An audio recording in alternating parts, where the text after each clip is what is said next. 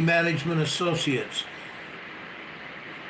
I'm kind of waiting to see our program come up on the air here on YouTube to make sure we're on the air live, because YouTube has been playing games with us and I want to make sure we're on the air. There we are. We should be coming up on the air any minute now. Before I get started here, I want to make sure we're on the air and we have people in our chat room.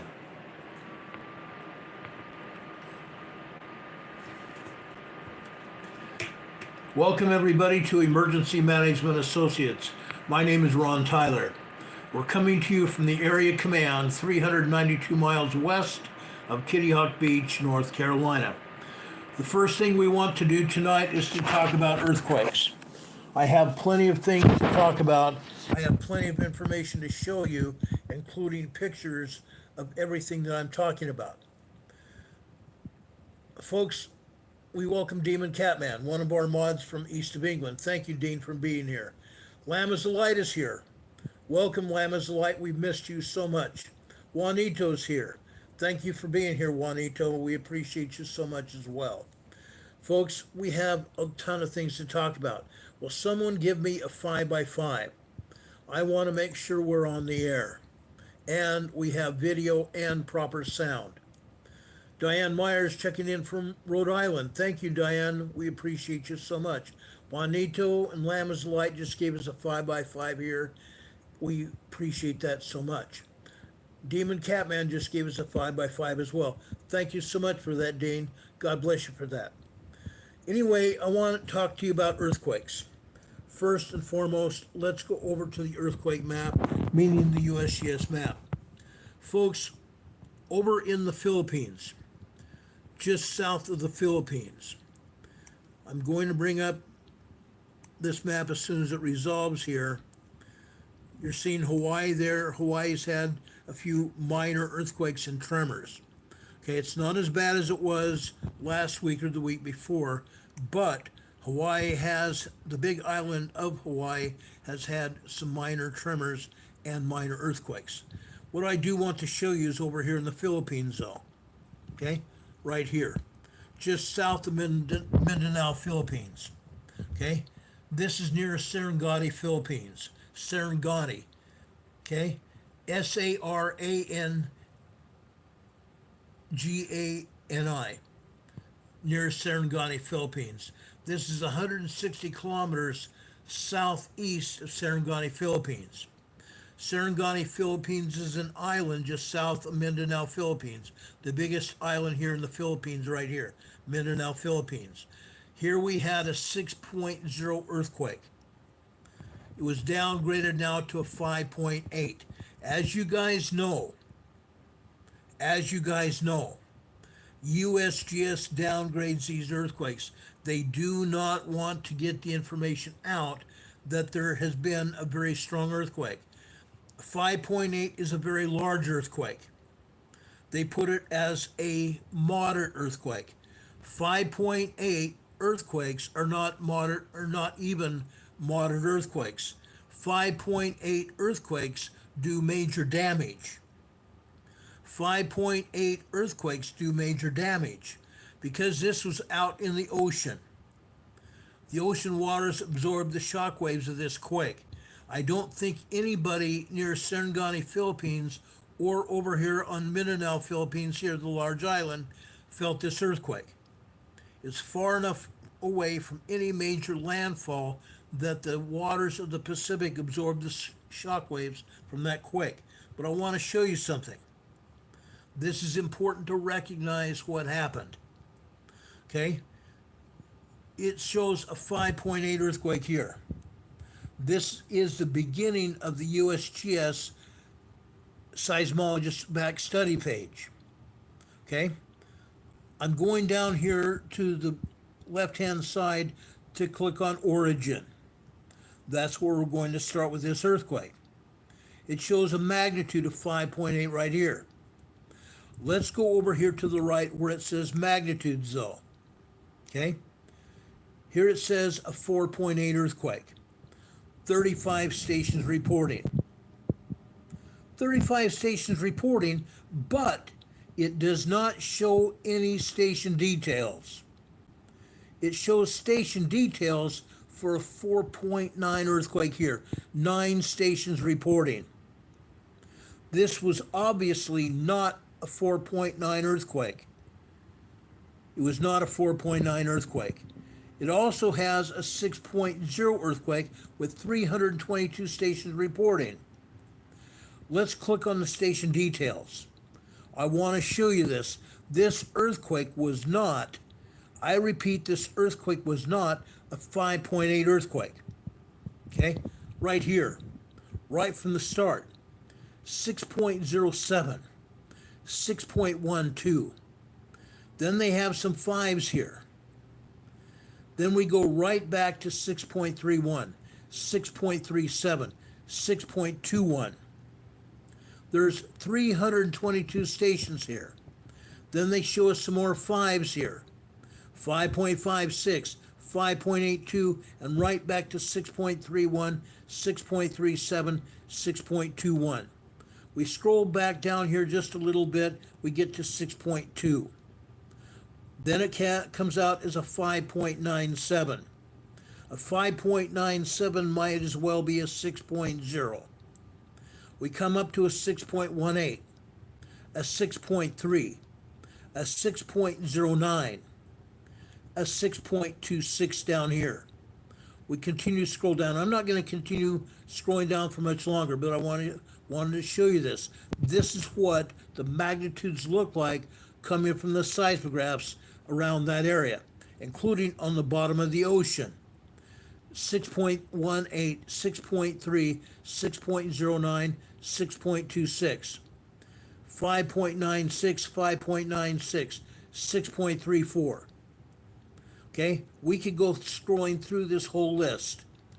If you went through this whole list and added up all the magnitudes and then divided by the number of seismographs that recorded the data, you would have an accurate portrayal of exactly how strong this earthquake was. I have not done that. Again, we have 332 stations reporting right here. That's what it says. I am not going through all of the stations reporting. This says a 6.0. Okay, they've downgraded it to a 5.8. It is not a 5.8. And to point out here, it shows a 5.8 with 35 stations reporting, but no station details contributed. That means the USGS is again lying about it. The USGS is lying about it again. This is not the first time that they've done this. This is not the first time they've done it. Now, they're also reporting an earthquake over here in northern Indonesia. This is a 4.5 earthquake here in Tobelo, Indonesia. Tobelo, Indonesia all the time gets hit with earthquakes. This is just a moderate 4.7, 92 kilometers deep. Still a fairly shallow earthquake.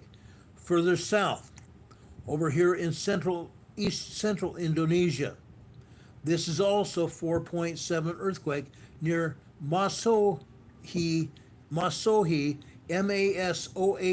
Indonesia. This is also allegedly 10 kilometers deep. Now, I don't believe necessarily that this is a 10 kilometer deep earthquake. Let me repeat what I've told all of you before. Okay?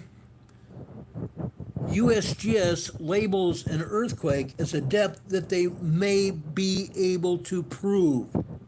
That they may be able to prove. If they don't know the exact depth of the earthquake, they automatically just put up 10.0. This could be a 10.0 earthquake, 6.2 miles deep. But it could also be something that is deeper. But again, we can't trust them, can we? We can't trust them. Also, I want to show you this. Over here in New Zealand, And this just came out a few minutes ago. This is a 4.3 earthquake just north of the North Island of New Zealand. A 4.3 earthquake. This is just north of the Bay of Plenty here. Right where you see my cursor here is where the Bay of Plenty is. Okay? They are saying that this earthquake is 164 kilometers northwest of Hicks Bay, New Zealand. Hicks Bay, New Zealand is a small town here, over here on land in the north part of the North Island of New Zealand. Right here, Hicks Bay. Okay? But again, they're not completely telling us the truth. It is north of the Bay of Plenty here, as it's showing here. North of the Bay of Plenty. They're also not showing us any of the other earthquakes in this area. There are plenty of earthquakes in this area. There are 28 earthquakes here in New Zealand, the North Island and the South Island. 28 earthquakes in this entire area. Okay? Also, there are earthquakes up here in the Kermadec Islands that they're not talking about. There are 4.0s and 4.3 earthquakes up here in the Kermadec Islands, just north of New Zealand. The Kermadec Islands here are not occupied by anything but birds. It's a bird sanctuary. A bird sanctuary. The only reason it's probably not occupied is because the only time that scientists can even come here in the islands is during high tide.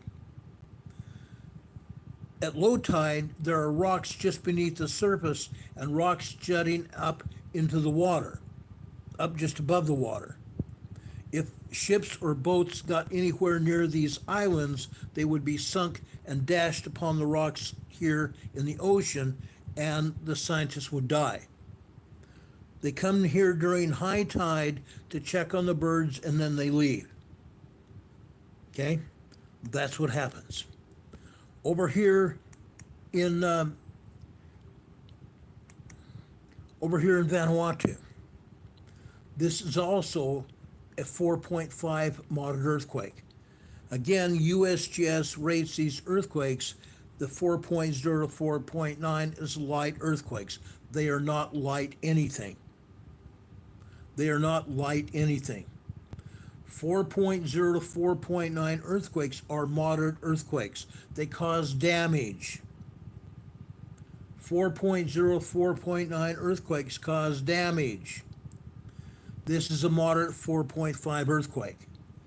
Okay, this is in Vanuatu, near Isangel, Vanuatu, Isangel, Vanuatu.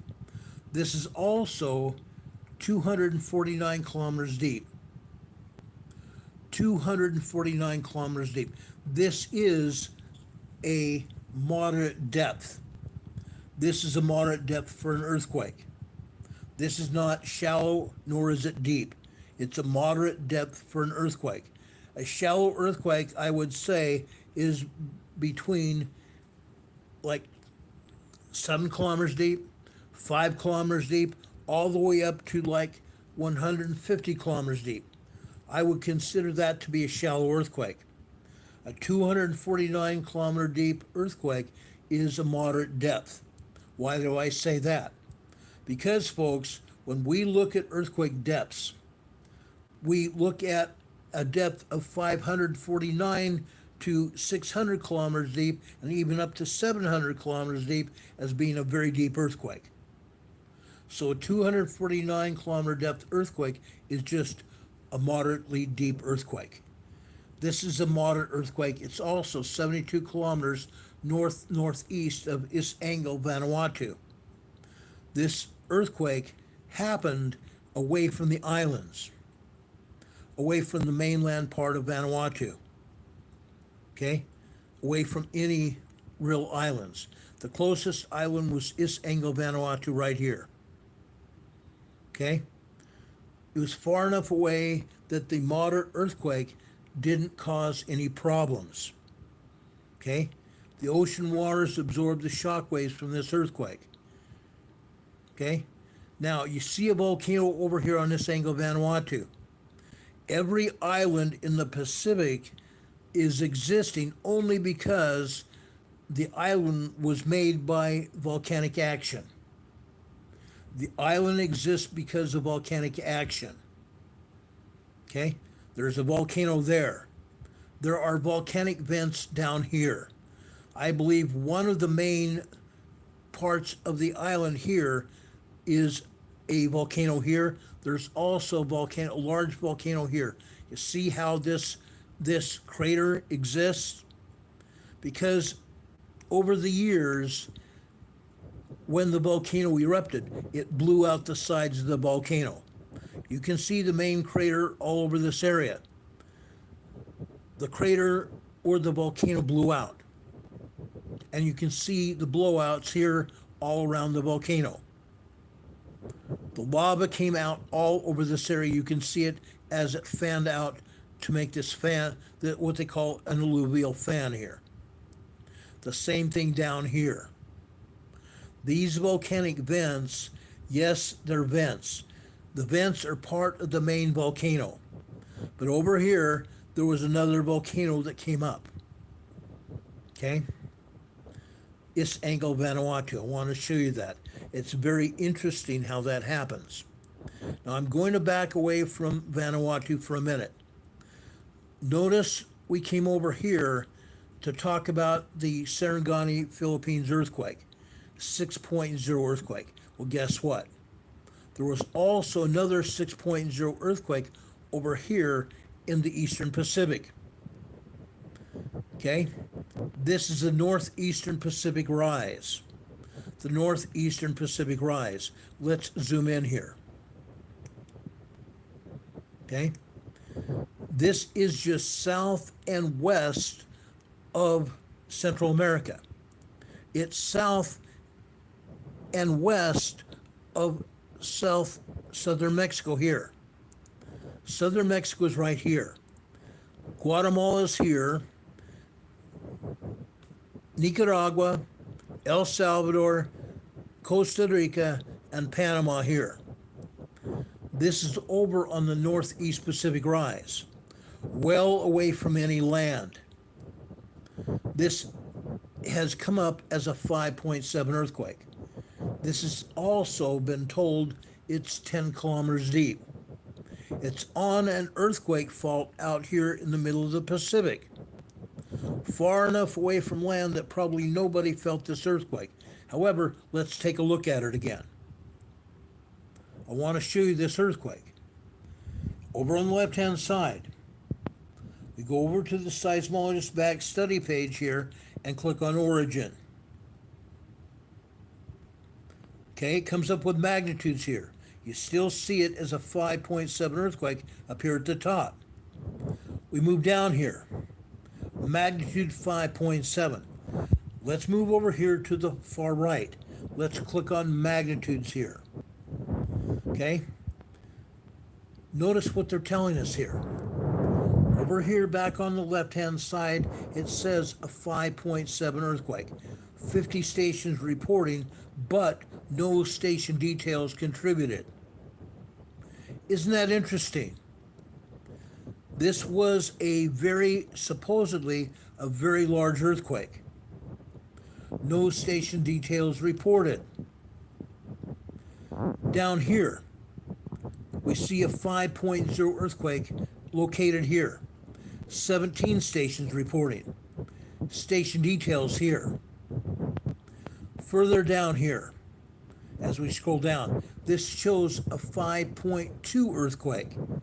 Again, USGS had this rated as a 5.7. Down here with a 5.2 earthquake here, it shows 568 stations reporting. This was not a 5.2 earthquake. Let's go over here to station details. Let's click on that. Okay, I want to show you this. Immediately, as we scroll down here, we see 5.03, 5.33, 5.57, 5.49. This is not even close to a 5.2 earthquake. Here's a 5.15, here's a 5.5, 5.91, 5.38, 5.58, 5.2, 5.56, 5.4, 5.58. Okay?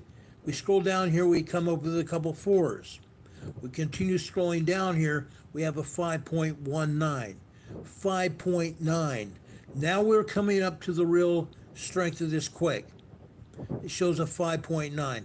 Now I'm not going to go through all 300 and whatever stations are reporting, but I wanted to show you this. This is not a 5.0 earthquake. It's not a 5.2 earthquake either. There are too many stations reporting it as much higher than that. This is a station reporting 5.9. A seismograph reporting 5.9 here. 5.32 just below that, 4.66, 5.58 right here, 5.17. Then we have a few more reporting fours here. Below that, we have a 5.14, a 5.42, another station reporting at 4.7. Then we get back up here with a 5.05, 5.81. Okay? Again, we scroll through all of these stations reporting, we jot down all of the earthquake magnitudes, then we divide by the number of stations. Now, if you ever do this, notice this particular station here, 568 stations reporting a 5.2 earthquake. This was again not a 5.2 earthquake. 568 stations, and I've already shown you enough stations to show that this was not a 5.2 earthquake. It was much larger than that. If you went through all the stations reporting, you would probably see this was a 6.0 earthquake as well. Right now I showed 5.8 and 5.9 as being one of the radians from the seismographs. They're reporting what's going on. This was not a 5.0 as they have here, with 17 stations reporting. That's a lie. That is an absolute lie. Let's click on station details with this 5.0. This is interesting. 4.36, 17 stations reporting. 4.36, 4.79, 5.1, 5.6, 5.1, 5.1, 4.77, 5.24. Interesting. A 5.24. 5.64 here. 5.11, 5.11, 5.24. Scrolling down, we come up with a couple of fours here. Then 5.19, 5.58, 5.1, 5.26. This is not a 5.0 earthquake. It's not. There's no way in heck it could be.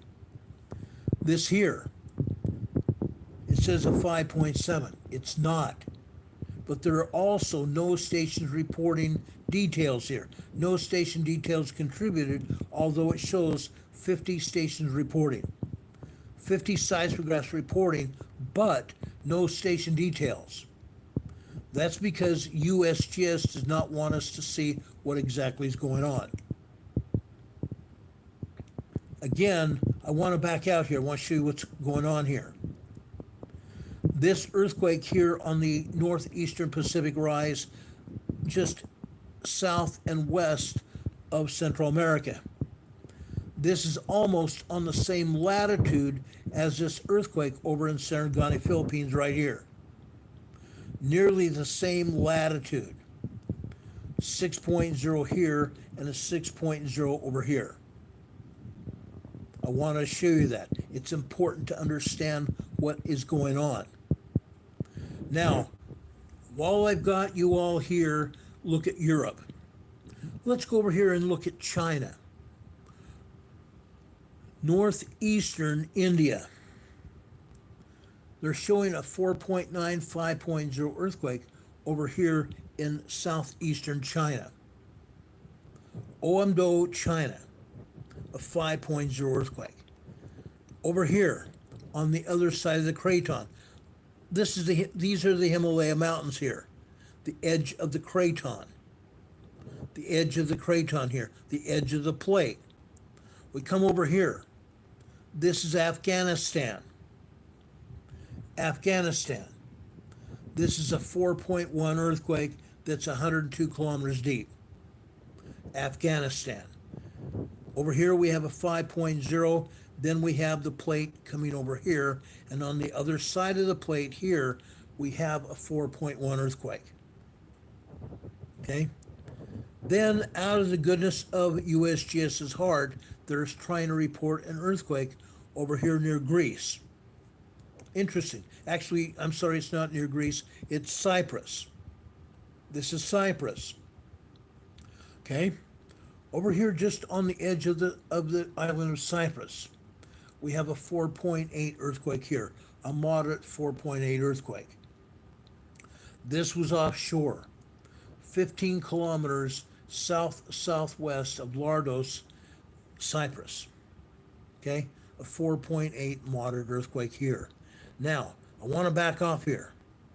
There's a reason for it. Over here, again, this is the Turkey-Syrian border here, the Turkey-Syria border region. A year and a half ago, we had a 9.0, 10.0 earthquake hit here. USBS is not showing any earthquakes at all here. There are 50 earthquakes hitting here today. 50 aftershocks of that 9.0, 10.0 earthquake that hit here a year and a half ago. Most of those earthquakes are tremors and minor earthquakes. There are some 3.2, 3.5 small earthquakes here. How would you like to live in this area? That every time for days on end, every day for days on end, you have earthquakes hitting underneath your feet. The ground moves.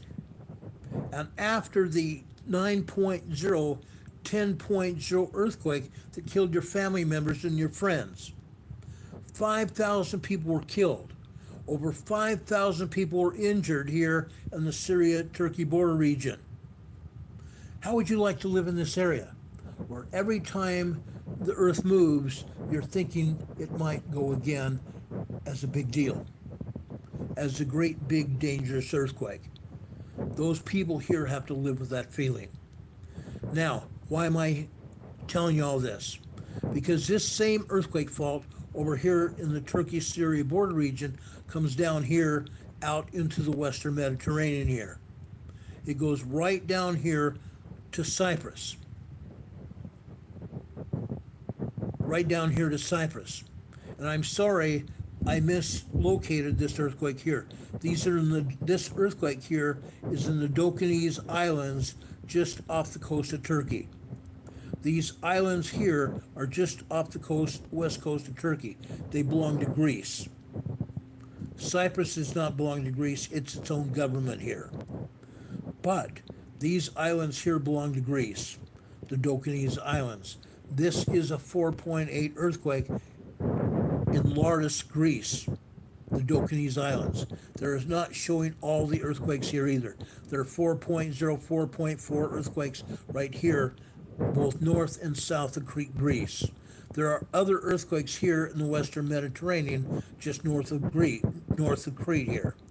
There are all kinds of earthquakes. 25 earthquakes here in mainland Greece. Mainland Greece, this whole area right here. 25 earthquakes that they're not talking about. There are 40 earthquakes over here in Western Turkey.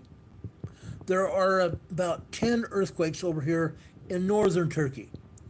50 earthquakes over here at the Syria-Turkey border region. That's over 150 earthquakes in this area here.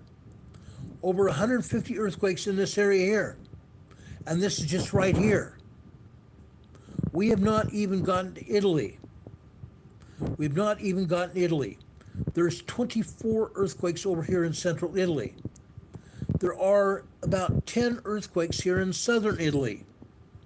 There are 2 other earthquakes up here in northeastern Italy here. In northwestern Italy here, we have another 3 earthquakes here. We have more earthquakes here in the Alp Mountains here. In the Alp Mountains here. The Alps. Germany, Austria, Germany, Austria, and Switzerland here have earthquakes. France here has earthquakes every day. They are not showing any earthquakes here. They're also not showing any earthquakes here in Spain. Why? Why are they not showing us all these earthquakes? Between Austria, Germany, Switzerland, and France, we have 10 or 12 earthquakes. Over here in Spain, we have another 15 earthquakes. Why are they not showing them to us? Why? Why? Over here in Scandinavia, we have 6 earthquakes here in Scandinavia. Norway, Sweden, and Finland. Why are they not showing them here?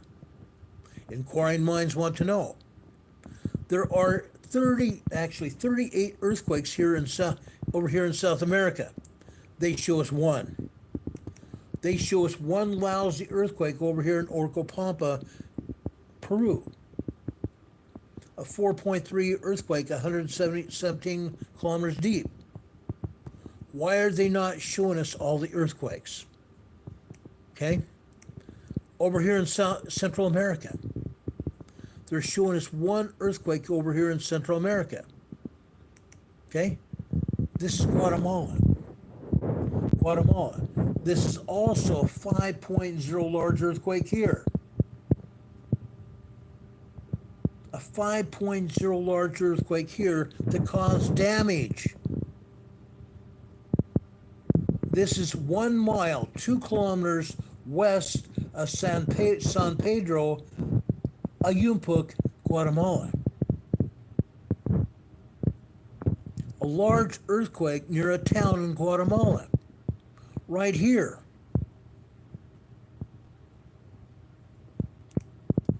Look where this town is. This was just outside of the town. A large earthquake that did a lot of damage. These people also don't have a lot of money. They don't have building codes like we do. Their houses are not built sturdily. There's going to be injuries here. Some people may have even lost their lives here. This happened late last night. 11 p.m., just before 11 p.m. last night. A large earthquake here in Guatemala. There are other earthquakes here as well. About 18 earthquakes all over here between Guatemala and Panama. There are 40 earthquakes over here in southern Mexico. 40 earthquakes. Why are they not showing them? Inquiring minds want to know. We've been showing you earthquakes here in Southern California. A lot of earthquakes here in Southern California. Well, guess what? There are even more today, as you can see here. Now, I'm not going to spend a lot of time here talking about earthquakes in Southern California, but maybe I should. These earthquakes cause damage. So far, most of these earthquakes are small to moderate earthquakes. Small to moderate earthquakes. Down here, just south of Salton Sea here, they're showing 1 earthquake here. 1 earthquake here in the town of Imperial in the Imperial Valley. They're showing a 1.0 tremor here. Look where it's located. On the San Andreas Fault. The San Andreas Fault here. This is not the only earthquake here in the Imperial Valley. Not by a long shot. There are probably over 300 earthquakes right here in the Imperial Valley. If I were to pull all the earthquakes over here in Bombay Beach on the southeastern part of the Salton Sea right here, I could show you 3.0 to 4.0 earthquakes all day here, literally. Bombay Beach, Calipatria down here to the southeast of the Salton Sea, down here to the southwest, Westmoreland. More earthquakes there as well. Down here, El Centro. Juanito lives there. Juanito's here in the chat. Juanito has felt about 15 earthquakes, 3.0 earthquakes in El Centro alone. 10 to 15 earthquakes, 3.0 and larger here in El Centro. Imperial, they're showing a 1.0 here in Imperial. What a joke. All of the tremors and larger earthquakes here in the Imperial Valley, including over here in Holtville. The Salton Sea Desert Research Station here in Holtville has a seismograph as well. So 1, 2, 3, 4, 5, 6 reporting stations here around the Salton Sea, reporting close to 500 earthquakes all over this Imperial Valley. Why is USGS not reporting them? USGS is saying there's 296 earthquakes worldwide, with 500 earthquakes right here in the Imperial Valley. And we can prove it by pulling the seismograms. Just right here. You can see a swarm of earthquakes right here. This is just west of the Salton Sea. These are tremors here. These are tremors. Now I enlarged it too far here. That was 1.3, 0.7, 1.1, 1.2. This is a 0.9. Further to the north, this is a 2.3. A 2.3 minor earthquake over here in Oasis, California. This is a very small town up here, just northwest of the Salton Sea, Oasis, California. Also here we have a 1.1 tremor as well. We have a minor earthquake and a tremor here in Oasis, California. West of there, this is a 0.6 in Borrego Springs, the Borrego Desert State Park here. Also over here to the northeastern part of the Salton Sea, we have another town called North Salton Sea, North Shore Salton Sea. We usually have plenty of tremors here at the North Shore. So we have 7 reporting stations all around the Salton Sea, and we can show you 500 epicenters, 500 earthquakes all around the Imperial Valley. USGS not saying a word. Okay? Borrego Springs, the Borrego Desert State Park in northeastern San Diego County. This is a 0.4 here in the blue here. We go to the northwest over here. This is Warner Springs, northeast San Diego County. This is a 0.1 microquake. Just to the northeast from there, the Borrego Desert area here. Also a 0.5 microquake. Okay? We go further west here. This is Palomar Observatory. This is a 1.0 tremor here at Palomar Observatory. Again, northeast San Diego County, just north of Escondido. This is also a 0.5 microquake at the Palomar Observatory. You can see other earthquakes up here to the north of the Salton Sea. This is Idlewild, California, in the San Bernardino Mountains. A 2.0 earthquake. And you can see other earthquakes here in the LA area. Again, this is Home Gardens, California. Home Gardens reporting a 1.3 tremor. They're still not reporting any earthquakes here. There are earthquakes here. There are probably over 200 earthquakes all throughout the LA area. But they're not showing them. Why not? Why not? Caltech is reporting them. There is a station here in the LA area where the USGS has a seismograph.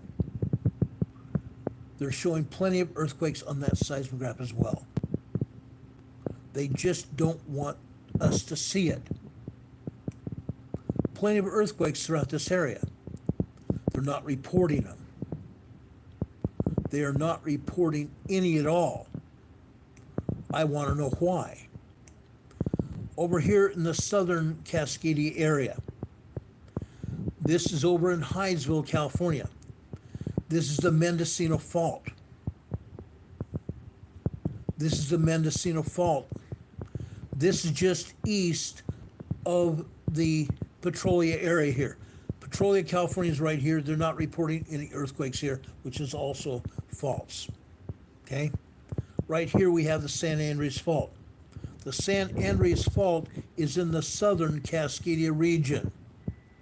The southern Cascadia region. The San Andreas Fault and the Cascadia subduction zone right here meet up here with the Gorda Escarpment. This is called the Triple Junction.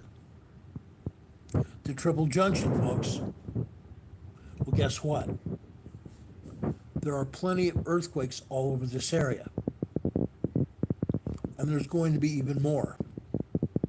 Now, I'm going to come up here and talk primarily about Mount St. Helens. You can see plenty of earthquakes here in Washington State. Over here at Mount Rainier, they're not reporting any earthquakes here, which is a fallacy. There are plenty of earthquakes here at Mount Rainier.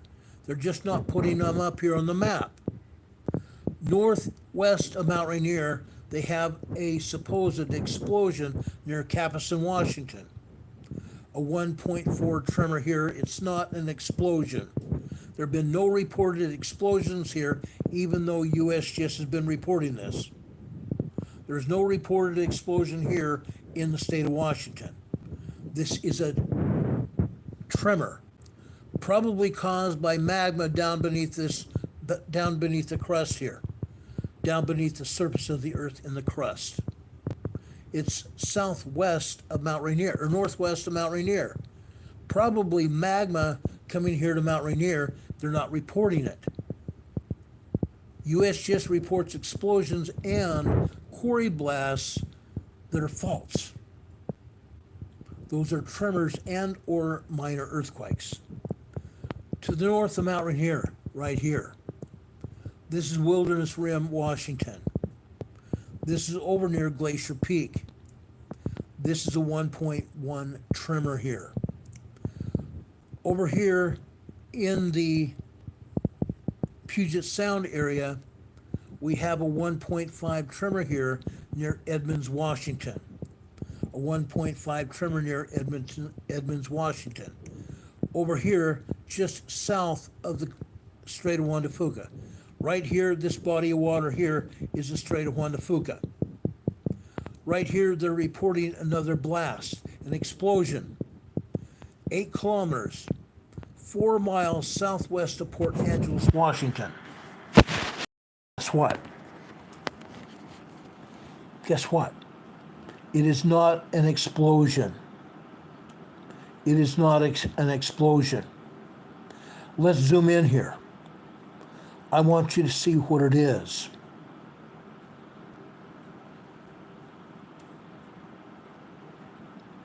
I want you to see where it is. This is not an explosion unless the United States Forest Service is excavating trees. Look at this. This is not a quarry. This is not a quarry. Okay? This is a tremor just south of the Strait of Juan de Fuca. A 1.5 tremor up here. There is no quarry here. There's absolutely no quarries here. But I also want to show you something else. Right over here.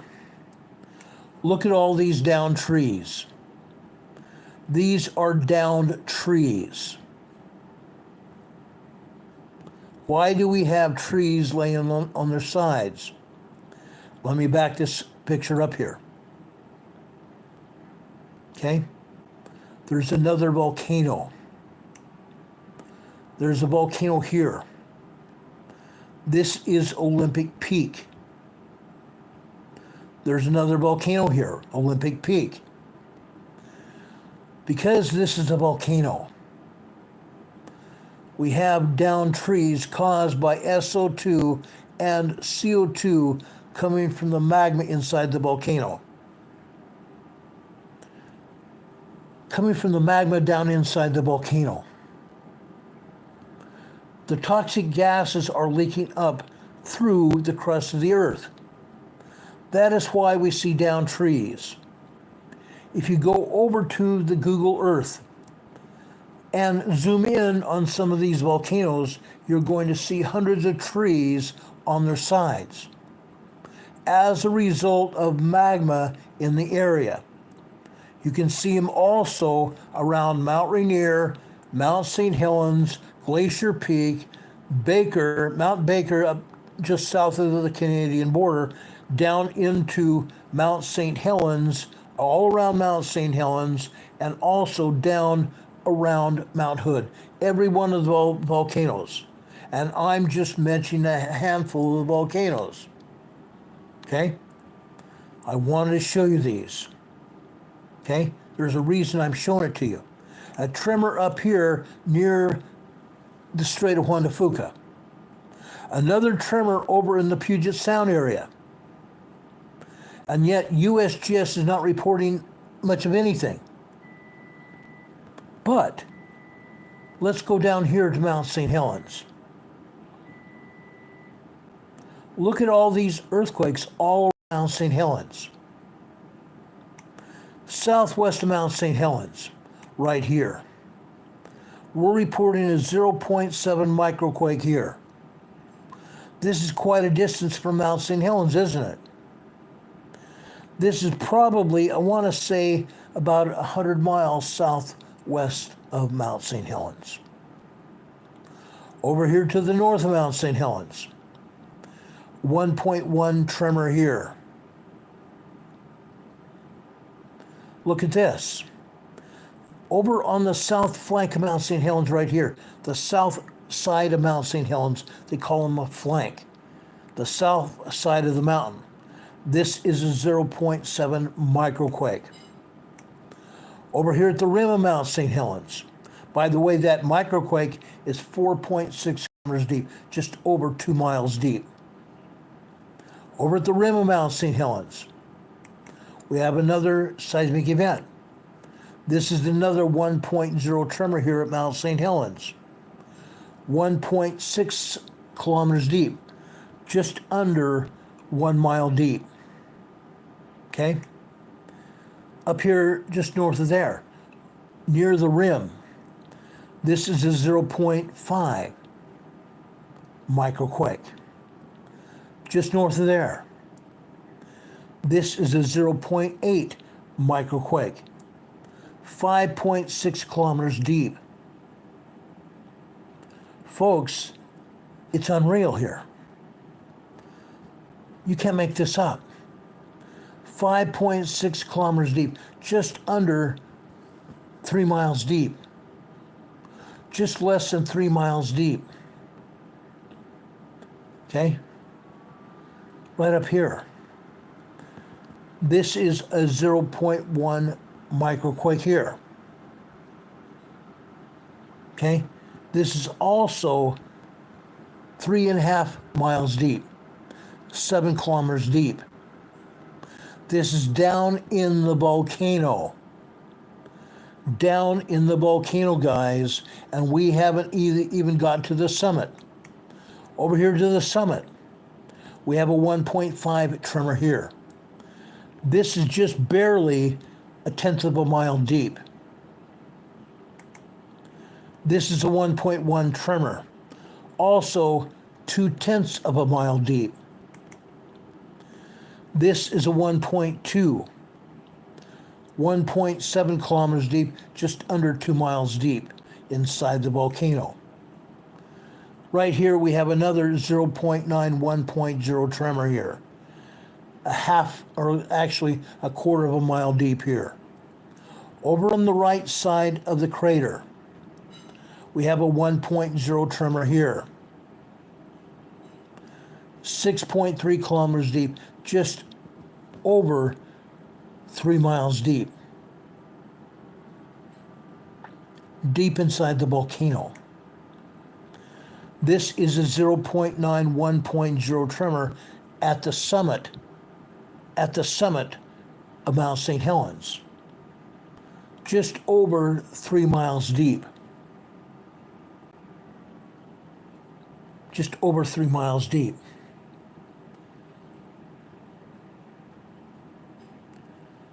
Don Patoka just put up a chat here in the chat. I want to remind everybody, and he's reminding everybody here in the chat, stay on topic. This is an informational meeting. This is very important. What we are talking about is very, very important. There's a reason we are here, talking about Mount St. Helens. In just a minute, I'm going to show you a seismogram from Mount St. Helens. I'm going to show you that almost none of these tremors even exist on the seismogram. That is because they erased most of the data on the seismogram. You can see all these tremors here. 1, 2, 3, 4, 5, 6, 7, 8, 9, 10, 11 tremors just underneath Mount St. Helens down inside the volcano. All these tremors here. Rarely do they ever publish all these tremors here at any of the volcanoes. But again, we're seeing all this activity here at Mount St. Helens. It's a big deal. This is a huge deal. This is a very huge deal, guys, and I'm dead serious when I say that. I want you to know what's happening. I want you to know what's happening. This is a picture of Mount St. Helens. This is a picture just before the volcano erupted in 1980.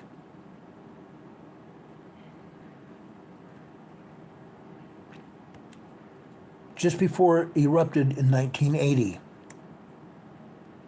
This is what it looks like now from the satellite. The northeastern side of the crater blew out. The northeastern side of the crater blew out.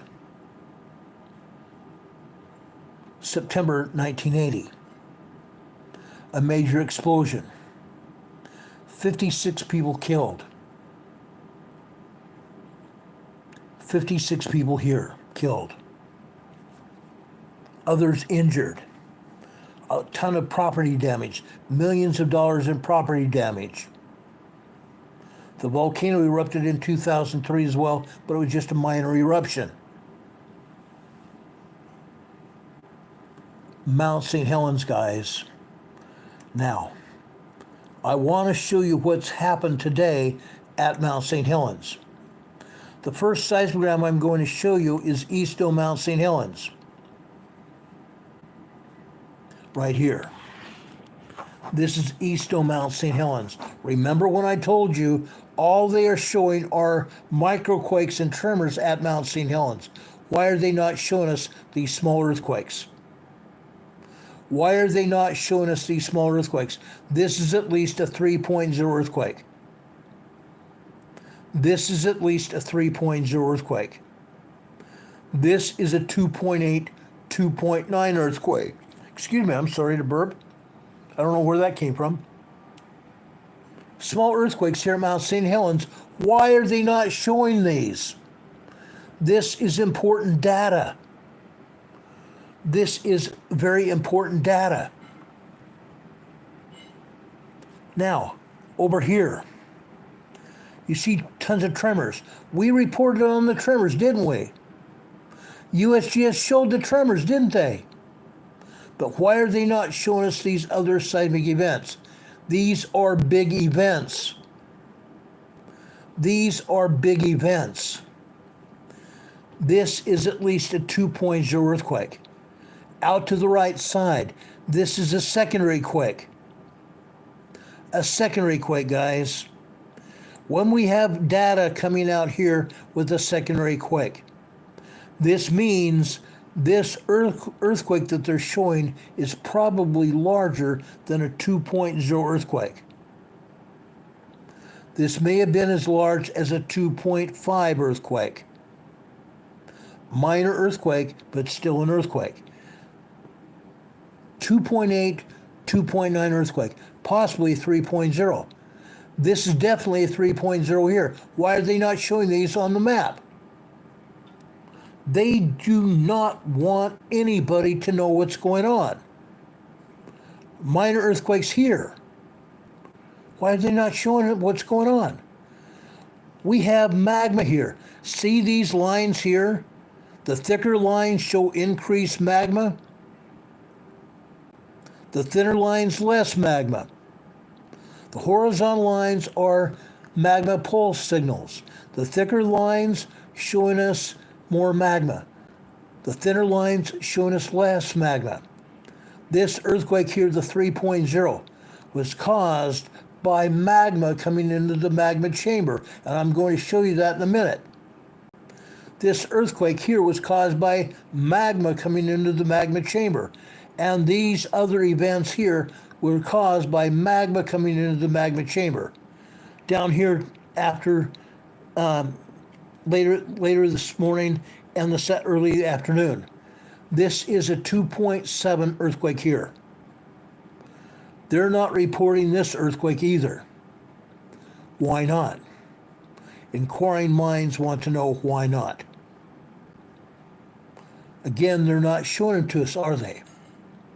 Not at all. I will come back to this diagram here. I want to show you what happened at Mount St. Helens today, right here. This is the HHN channel. This is the VLF wave channel here. September lobe. The other seismogram came from east of Mount St. Helens. This is September lobe at Mount St. Helens. September lobe here, let me back here, I want to show you what it is. And then we'll come back to this seismogram.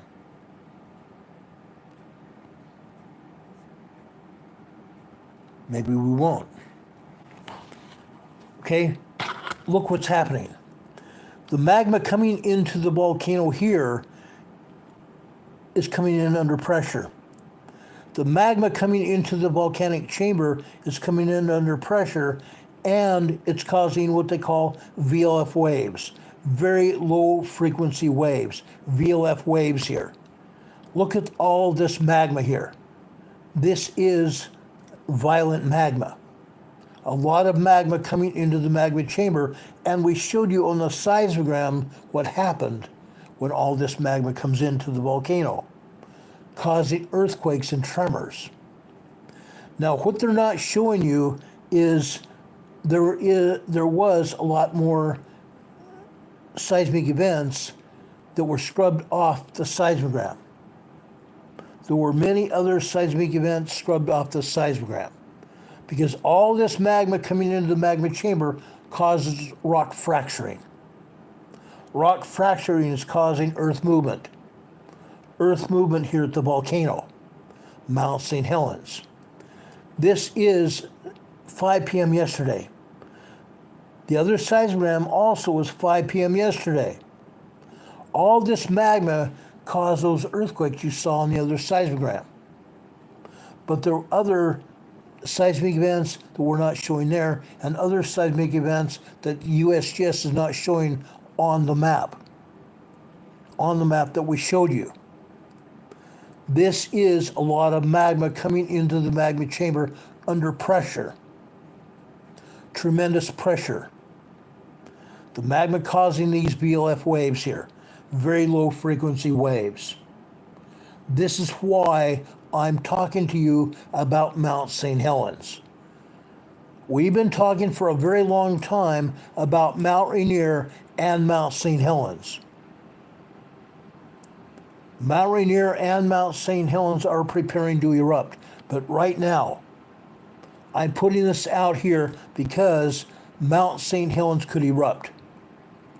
I'm not saying it's going to erupt today or tomorrow, but what I am saying is what we saw from what the USGS reported on their map and what is actually here is troubling. Because all this magma is under pressure. What happened in 1980? What happened in 1980? USGS had put up a cautionary yellow advisory for a possible eruption at Mount St. Helens. A few days later, the earthquake activity, the seismic activity lagged out. It nearly stopped. So USGS says, okay, it's safe to approach Mount St. Helens, and they let people back in. 2 days later, Mount St. Helens erupted. What I'm showing you here is the activity that happened today. The same kind of activity happened in 1980. Mount St. Helens is getting ready to erupt.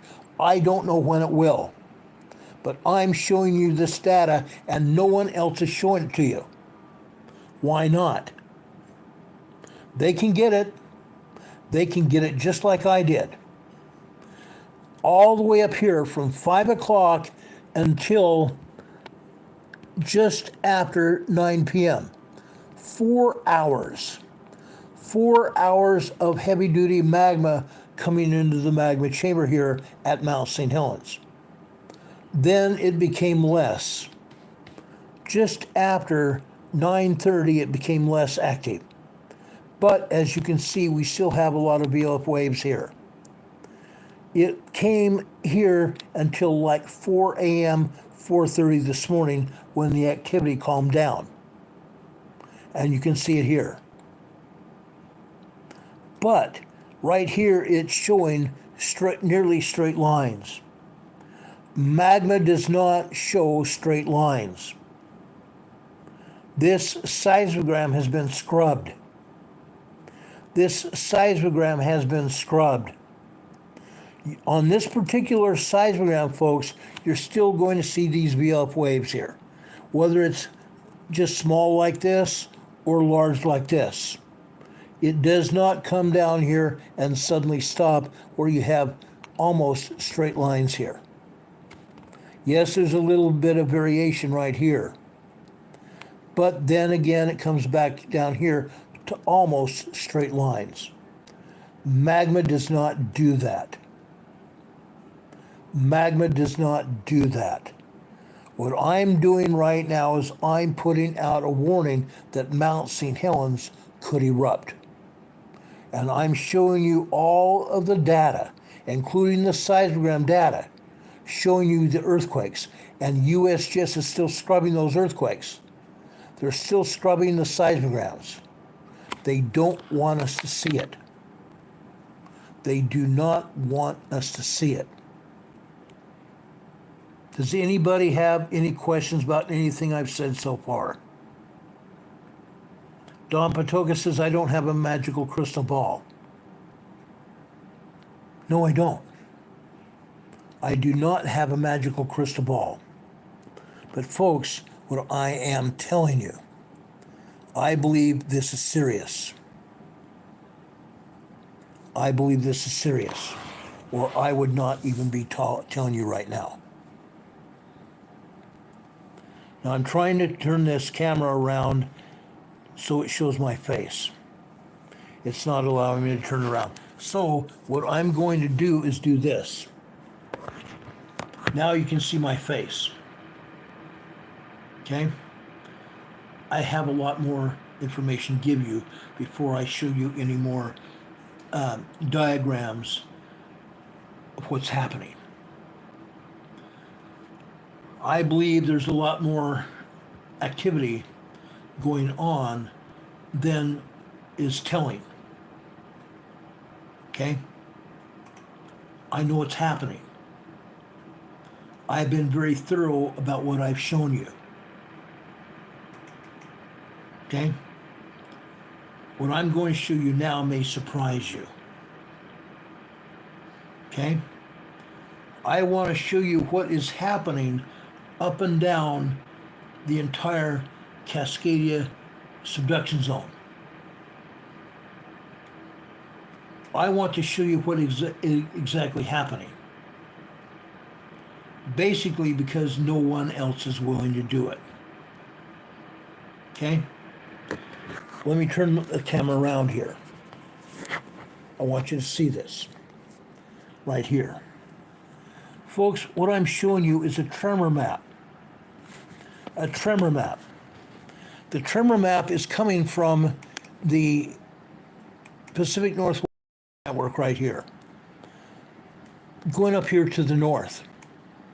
Okay? As you can see, the tremors here extend all the way up here into Washington State, just north of Portland, Oregon. There's a great number of tremors right here. There's also a great number of tremors just west of Medford, Oregon. But as you can see down here to the south, we have tremors around Shasta National Park, Mount Shasta volcano. What are we seeing here? This is all tremor activity. Tremor activity at the edge of the plate. Tremor activity about 35 kilometers deep, where the Pacific plate is subducting underneath the North American fault zone. All this activity, there's 500, let me look here on my notes here. There are 516 epicenters, 516 earthquakes here, tremors along the edge of the plate, the Pacific plate subducting under the North American plate. 516 earthquakes here today. Today, folks. Well, guess what? That's not all, folks. There's more. There's a lot more where that came from. Let me show you what happened all this past month. Going back today, back 1 month, right here. These earthquakes here stretch over here to Vancouver Island. Southern Vancouver Island right here. Earthquakes on the edge of the plate. Vancouver Island here. Down here in the Puget Sound area. Friday Harbor. Orca Island. Stretching down here to Olympia. all of Seattle here. South here, Oregon, Washington area here. Going down here, just north and west of Portland and south of Portland. All the way down Oregon into California here. All throughout Oregon, down here into Northern California. This is dangerous. This is dangerous. These tremors, 8,000, let me get my information correct here. There are 8,992 tremors here. 8,992 tremors here. Stretching from Vancouver Island all the way down south here to Shasta National Park in California. This is what's happening. 8,992 epicenters, earthquakes, caused by the Pacific Plate subducting underneath the North American Plate. Canada and the United States. This should be very much of a concern to everybody here. Everybody here who's watching this program. Everybody here that will see this program. You need to understand what's happening. This is very concerning and should be very concerning to everybody that lives in this area. And I'm very serious about this. We have right now we have 55 people that have given us thumbs up. Folks, I'm now into just over an hour of this broadcast. We should have close to 100 people watching this program. We have over 124 people watching this program right now. We should have at least 100 thumbs up. Please give our program a thumbs up. YouTube looks at thumbs up as an analytic factor that people like what they're seeing, that it's important enough to see it. Okay? This should be very concerning. Look at all these earthquakes up and down the entire fault during the past 30 days. The edge of the plate, guys. This is the edge of the plate. Let me take this one down and show you this other one here. Right here. Okay?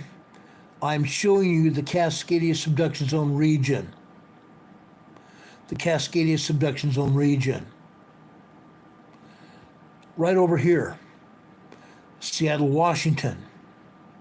The Cascadia Megathrust earthquake is going to happen over here. Over here. That energy is going to be transmitted all the way over here into Washington. This whole area here in the red is very much a danger area. This area here is a dangerous area. Okay? Over here to the east, this area still is a danger area because of shaking and tsunami wave flooding. All the way over here into Seattle. Over here to Interstate 5. Seattle's right here. This orangish brown right here is also very much considered to be a dangerous area. All the way over here into the yellow and the yellow over here. The Cascadia Megathrust earthquake is going to be a 9.0, 10.0 earthquake. It's going to stretch across the entire continent. It's going to be felt all the way up into Alaska and all the way down to San Diego County, and possibly even down into northern Mexico, and all the way across the continent to the East Coast. Canada and the United States, all the way to the East Coast. I'm dead serious about this. I could not be more serious. I want you to understand what's going on here. This is a good example here of what exactly is going to happen. The Cascadia megathrust earthquake is going to happen over here, between the Cascadia subduction zone here and the Juan de Fuca fault here. Okay? It's going to happen just offshore. Again, this whole area here along the shoreline is going to be destroyed. What the shaking doesn't destroy, the tsunami wave will. There's going to be a 50 to 150 foot tsunami wave. Again, what the earthquake doesn't destroy, the tsunami wave will. USGS is not saying a word about it. They're again not telling anybody what's going on. Nobody. I just showed you a map showing you all the earthquakes up and down the entire coast. Southern Vancouver Island here, stretching all the way down here to Shasta National Park, Shasta Volcano. The Pacific Plate is subducting underneath the North American Plate. That is why we're seeing so many earthquakes. That is exactly why we are seeing so many earthquakes. Nearly 9,000 earthquakes during the past 30 days. The Pacific Plate is subducting. It's going underneath the North American Plate here. That movement, the Pacific Plate is deep diving into the center of the Earth. All the way from up here in Alaska, all the way up into Alaska, and all the way down south into San Diego County and into Mexico. The Pacific Plate is doing a deep dive underneath the North American Plate here. That is why we've seen so many earthquakes here between southern Vancouver Island down here to northern California.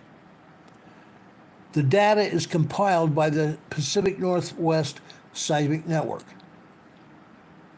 The Pacific Northwest Seismic Network is not keeping track of any other data in California.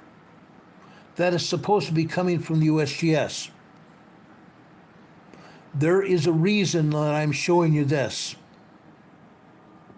I'm trying to be very clear about what's going on.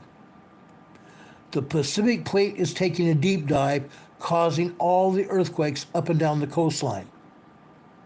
I just got through showing them to you. Anywhere from 25 to 35 kilometers deep. That's what's happening. I believe I am the only YouTube channel to do this. And you all need to be prepared for what's going on. The Cascadia subduction zone earthquake is going to annihilate the western side of North America. It's going to annihilate the northwestern side of North America. Even from Alaska all the way down to Southern California, down into Mexico. And the earthquake is going to be felt all the way across the American continent. The North American continent, Canada, and the United States.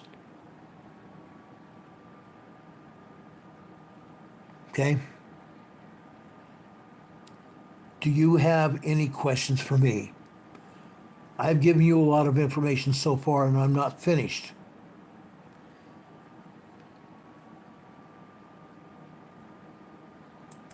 I'm not finished.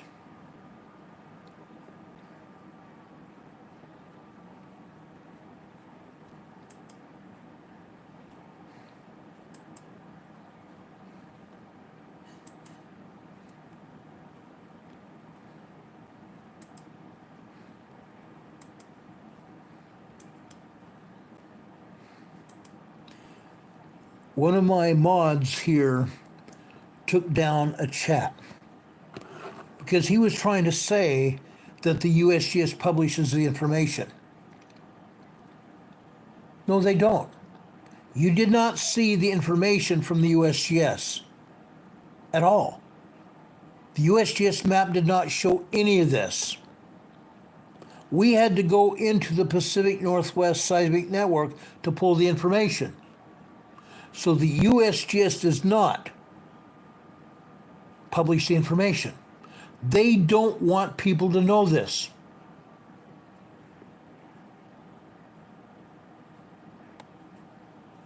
And no, I'm not smoking wacky tobacco. You're gone.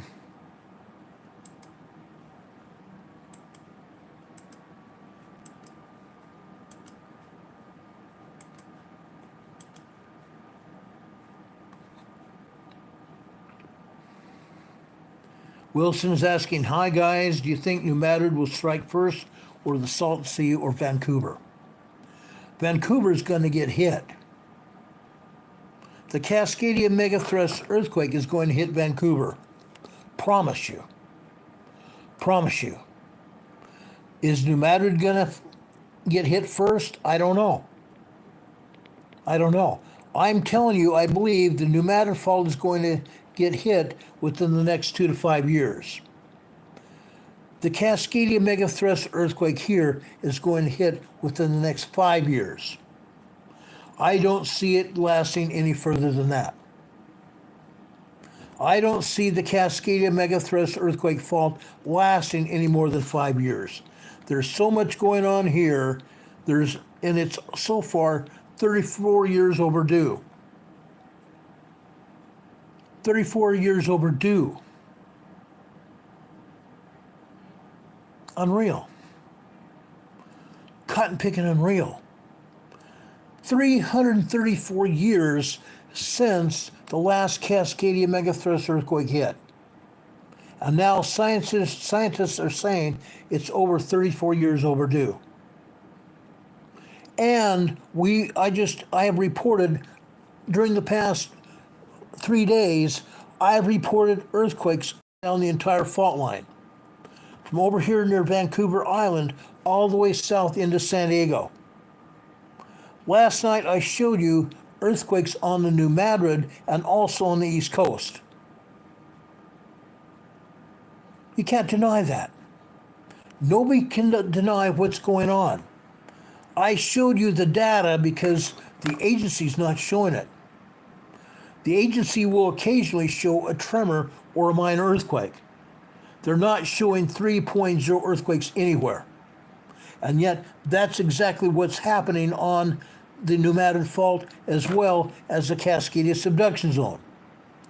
3.0 and 3.5 earthquakes happening all the way up and down the fault.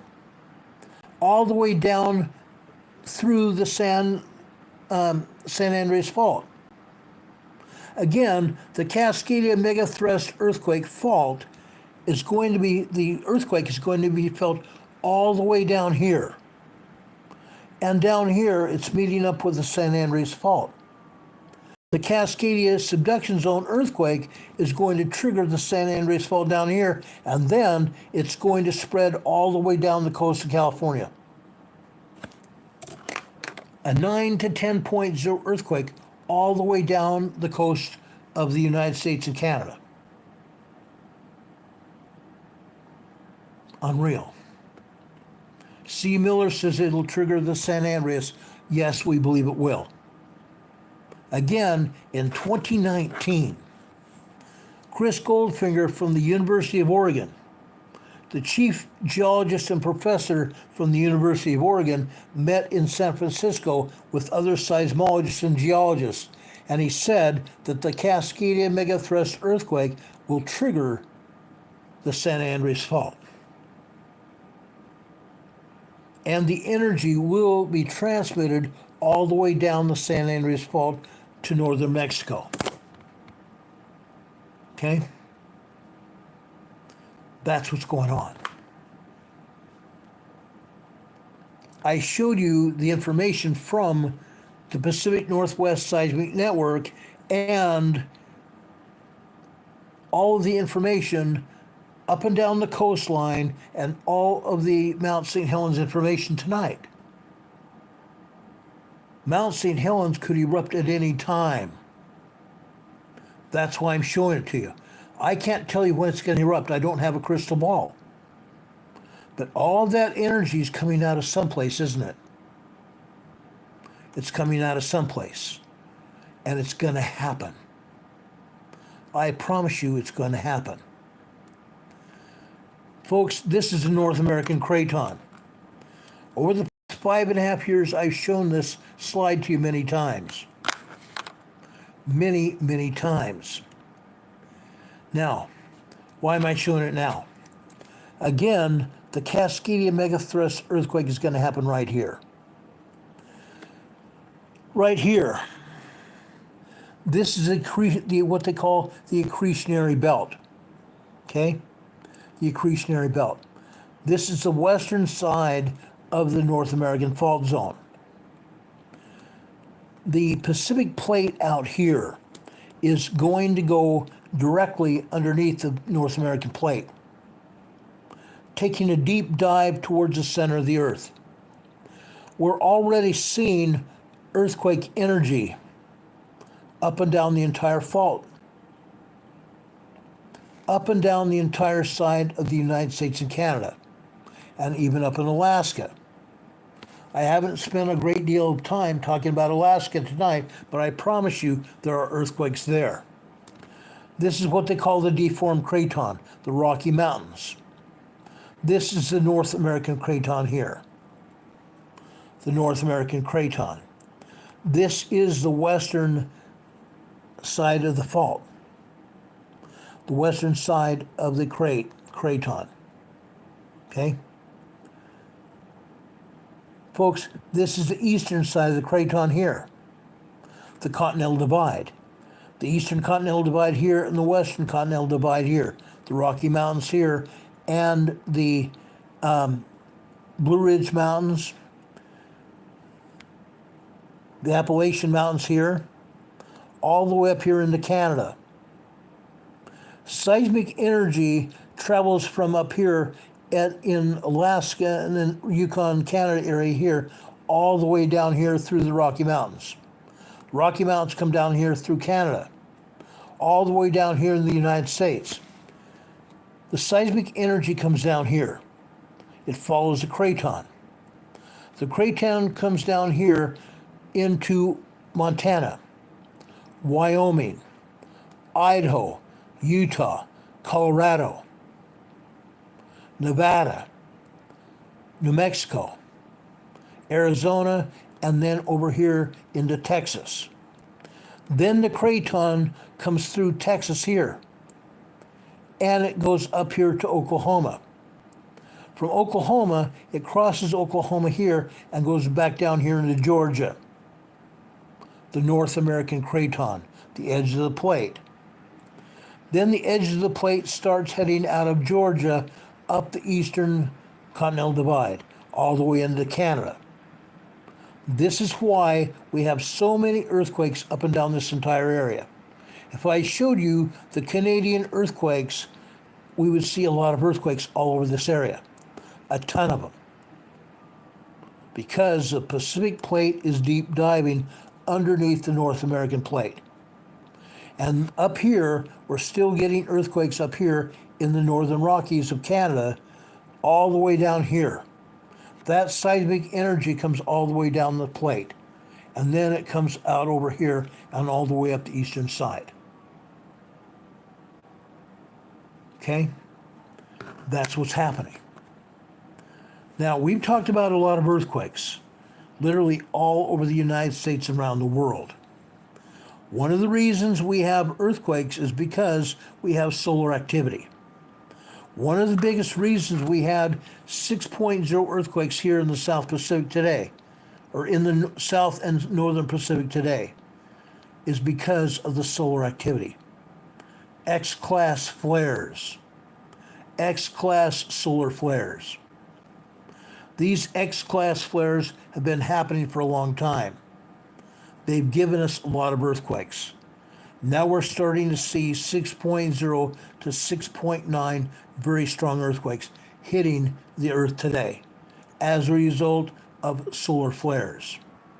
Plasma radiation reaching out from the sun, coming down through our magnetosphere and our atmosphere, reaching the surface of the Earth and down into the core of the Earth. Heating up the plates, heating up the core of the Earth, heating up the plates, causing earthquakes. That's what's going on. C. Miller says there was around a total of 170 sunspots total, if he remembers right. And I think that's pretty good total. I think you're probably right. Folks, it's happening. It's happening. We keep showing you the earthquakes all around the Earth, all around here in the United States and around the world. That's because there is activity. And we're continuing to show it to you. We're continuing to show it to you. There's a reason. There's very much a reason we're showing it to you. And I believe it's enough of a reason to be very concerned. To be very, very concerned. Now, there's something else I want to talk about. Okay, before the end of this program. There's quite a bit more I want to talk about. Last night, there's a man named Stephen Gardner. He's a friend of mine from Salt Lake City. Stephen Gardner's right here. He has a program on YouTube. He interviewed a man right here named Larry Johnson.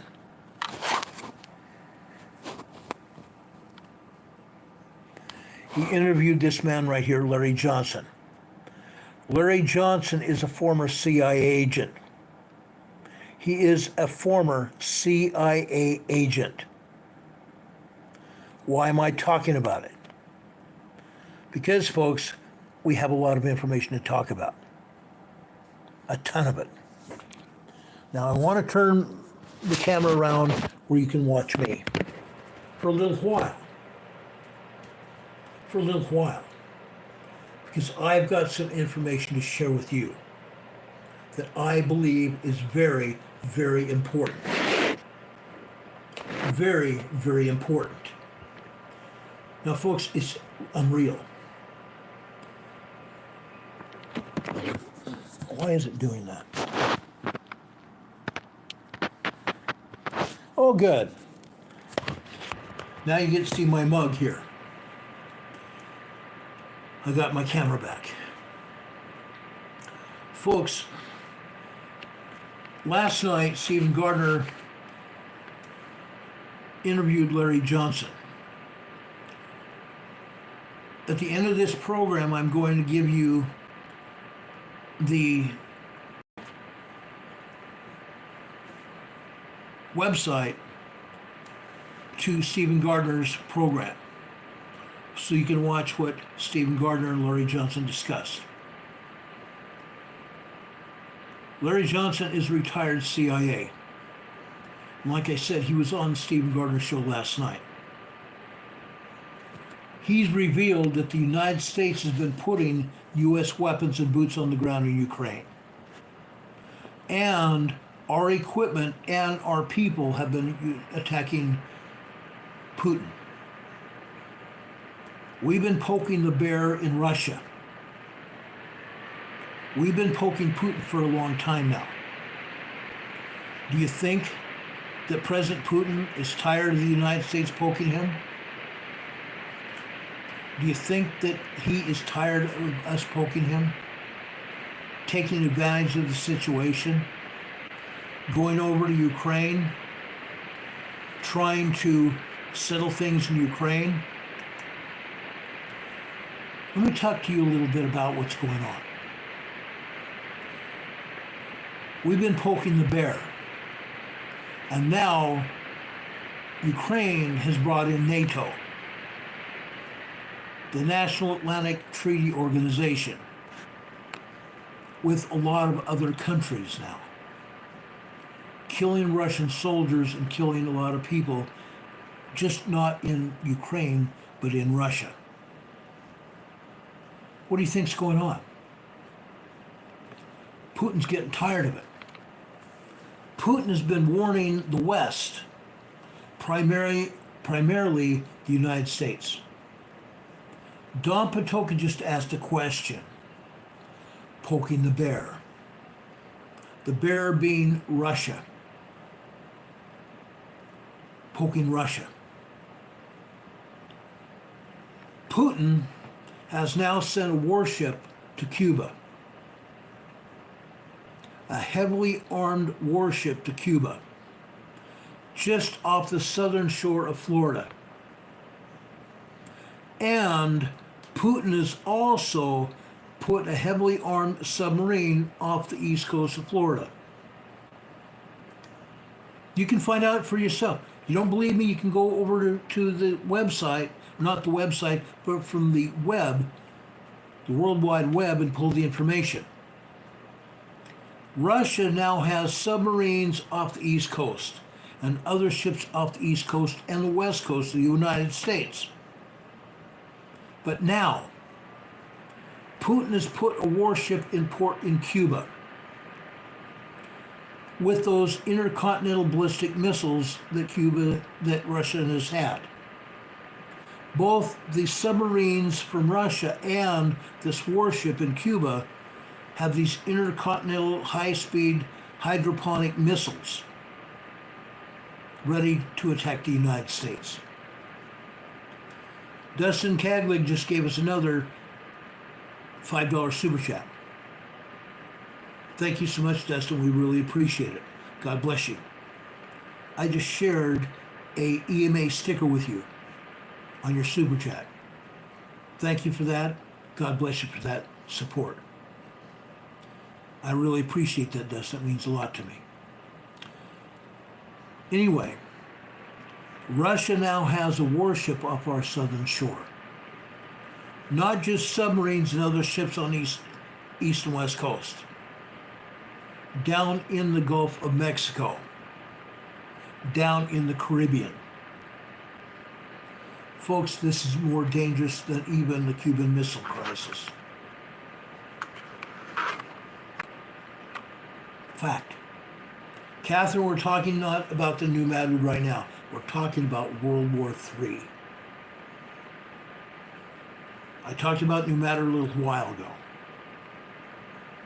We'll talk about New Madrid another time. What we're talking about is World War III.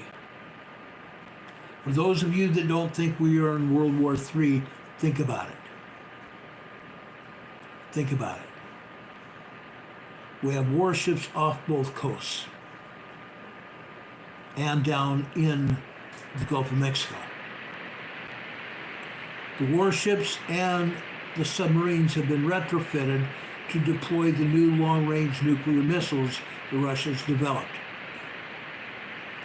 Putin has gotten tired of the U.S. poking him. He's warned us that he will attack the West.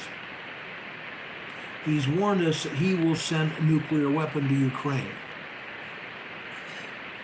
Putin's decision to send the warships and the missiles on the submarines right at the U.S.'s back door. Right now. Off the coast of Florida, off the coast of the United States on the east and west coast. We are in the Cuban Missile Crisis number 2. We are presently in the Cuban Missile Crisis number 2. And Biden has no clue what he's going to do about it. Biden is not doing anything. Biden is not doing a darn thing. He doesn't even know how to react. His people don't know how to react either.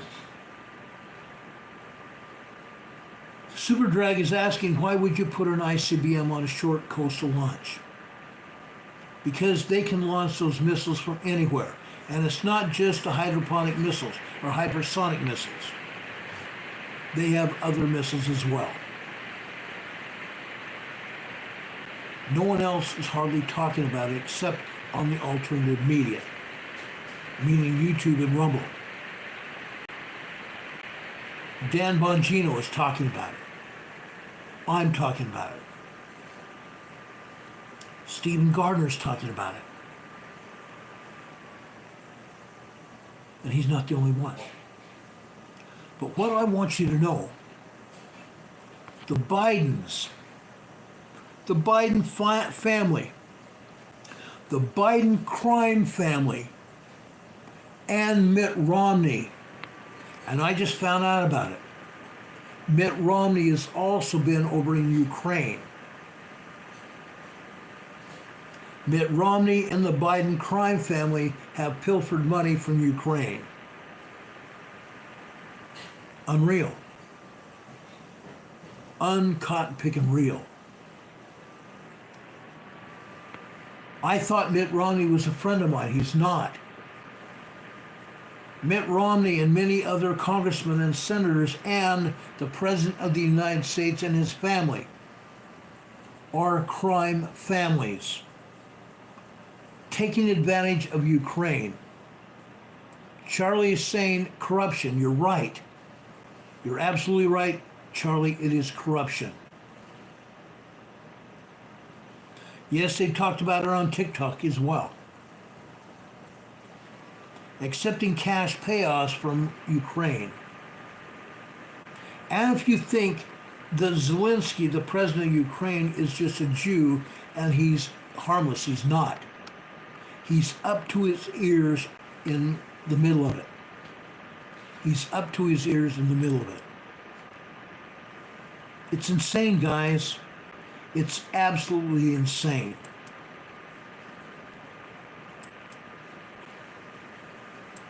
Just a second, I'm taking care of a problem.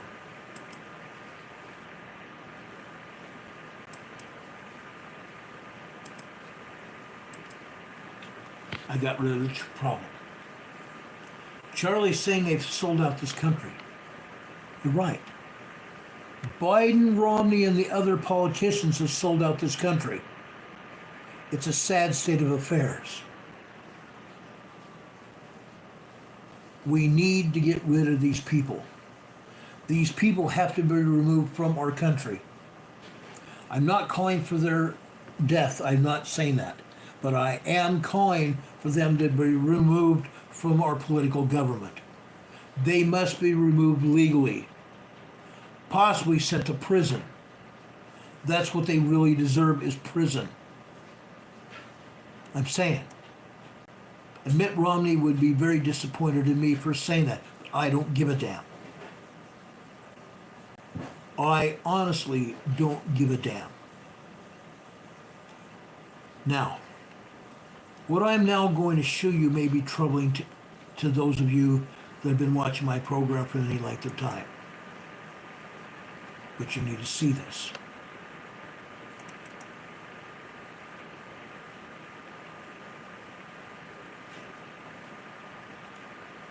The reason I'm going to show this to you.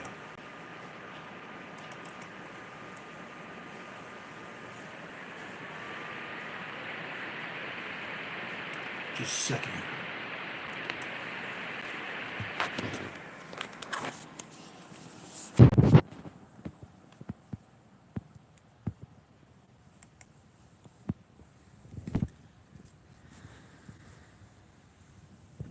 This man right here. This man put out a video today. Okay? This man is Stephen Poplar. He's on YouTube, and I will also put a link to his program on our program description just after I get off the program tonight. Just after I finish it. He puts out a report called the Poplar Report.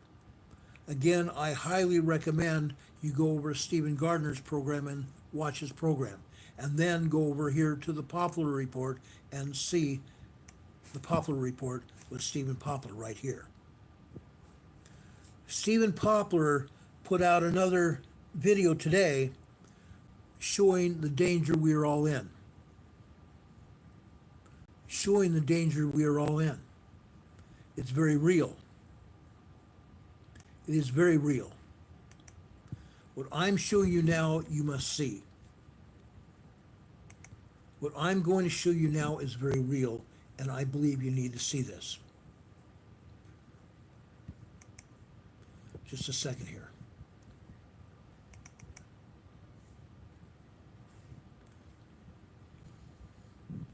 Okay, this is a map of the United States. I've also, Steve Poplar showed this on his program today, but I knew that a lot of people wouldn't see it, so I put it up put this map up here. I want you to see this. I'm going to show you now what's really going to happen. If Russia does launch a nuclear strike against the United States, Hawaii over here to the west, Hawaii over here to the west is going to be attacked. The Joint Air Force, Navy, and government facilities on Oahu will be attacked. There are weapons of war, warships over off the Hawaiian coast as well. One of the first strikes will be Hawaii, to eliminate a strike from Hawaii to Russia or even to China. What's going to happen? What do you think is going to happen, guys? What do you think is going to happen? I'm asking you. What do you think is going to happen? Yes, there's going to be a strike. It's going to be a deadly strike. If Russia launches against us, he will launch up here to Seattle. We have a huge Navy facility here, and we have Air Force planes here. Diane Kelman just gave us a $2 super chat. Thank you so much, Diane. God bless you for that. We greatly appreciate all your support. I've also given you an EMA sticker on your super chat. Thank you so much. Jamie McKenzie is asking, what are your credentials that allow you to speak accurately on such issues? My credentials are this. I have this program. I've been talking about this kind of stuff for 5.5 years. I've also been involved in politics, heavily involved in politics. I was a campaign manager for a U.S. congressman. I've also worked around military most of my adult life. I know what's going on. I've studied this. That's my credentials. What's going to happen? Over here in Washington, Washington will be attacked. It's not just Washington, though. Down here in Oregon, we have other military assets over here in Oregon. We have military assets over here in San Francisco. We've had Navy military assets here in San Francisco for many, many years. Yes, some of those assets here in San Francisco have been moved, but we still have a Navy base here in San Francisco. Also down here into Los Angeles, we have El Segundo Air Force Station here in Los Angeles. We have Navy facilities, air bases all over Los Angeles as well. Out in the outer desert areas, we have Edwards Air Force Base. We have many other Air Force bases out here. Also down here in San Diego County. Mr. Poplar did not talk about San Diego County. C. Miller says San Diego 2 and Camp Pendleton as well. I agree.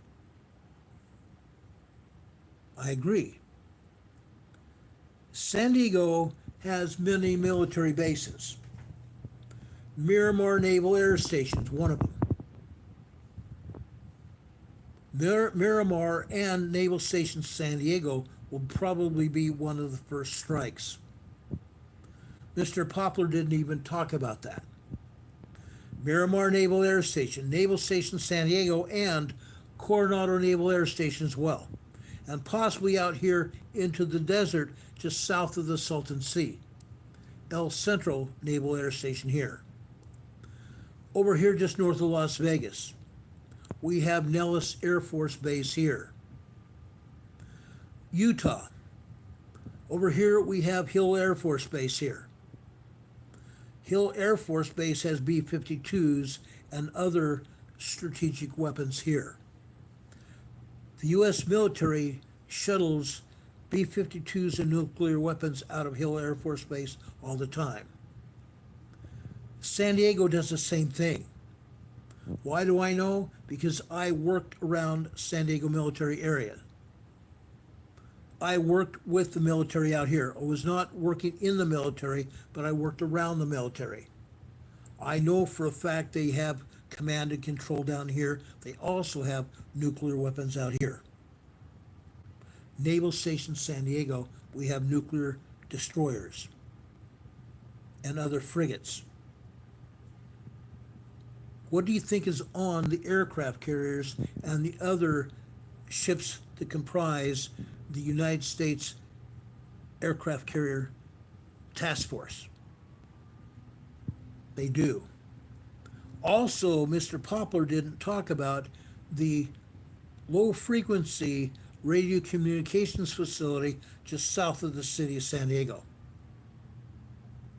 There is a low frequency radio communications facility here that talks to submarines all over the world, submerged submarines. They have they have naval communications facilities all around the United States and all around the world. Those could also be a first strike. Not just that, but over here in New Mexico as well. Now, I don't remember all the names of the Air Force bases throughout this area, but I do know they're here. I have been around them.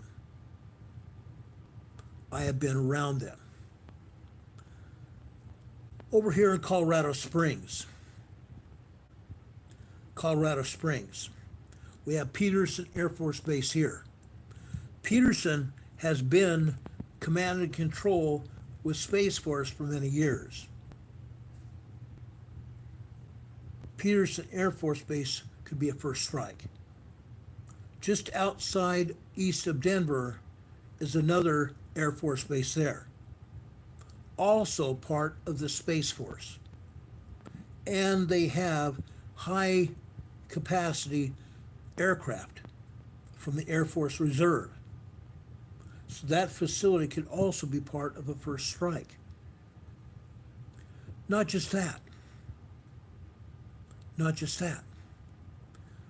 But further north, Wyoming. What do we have? Cheyenne Mountain? Cheyenne Mountain's up here. Command and control again with the Air Force. SAC. How about Malmstrom Air Force Base here in Montana, controlling missiles? How about over here at Minot Air Force Base and further east over here at Grand Forks Air Force Base? Silos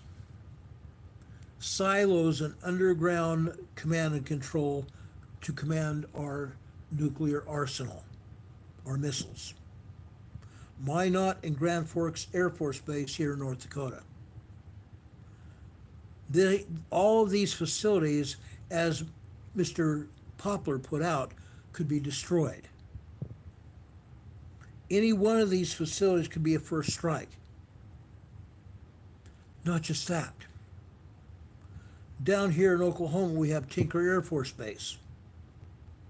I drove past Tinker Air Force Base when I moved here. Down here in San Antonio, Texas, we have more Air Force command and control facilities here. Bombers, all kinds of bombers. Over here in Louisiana, more Air Force and naval facilities here in Louisiana. First strike. Going over here into Missouri, we have B-1B and B-2 bombers out of Missouri. That could also be a first strike. Nebraska, Iowa, and Indiana. Air Force facilities here. We have military facilities up and down around the Great Lakes. Indiana here. Indiana, Ohio. More Air Force facilities here and naval as well. Tennessee. More Air Force facilities here. West Virginia. A huge Air Force contingent here could be destroyed. Not last but not least, I'm going to identify other facilities here. Over here, what is here? This is another Air Force base here where we have Air Force One and Air Force Two. It could also be a first strike, as well as the White House and the Pentagon. I'm just saying. Bangor, Maine. This is another government Navy facility here in Bangor, Maine. This could also be a first strike. All up and down the coast. Boston, New York, Virginia. North Carolina has many Navy facilities here. Virginia as well. Norfolk, Virginia. South Carolina as well. Now we come down here into Georgia. Georgia has several facilities here as well as Alabama. First strike capabilities here. I'm just saying. Then a naval base over here near the Gulf of Mexico. Command and control here. Down here off the East Coast here. Fort Lauderdale, Florida. A very major naval base here. Big deal here, guys. These are first strike capabilities.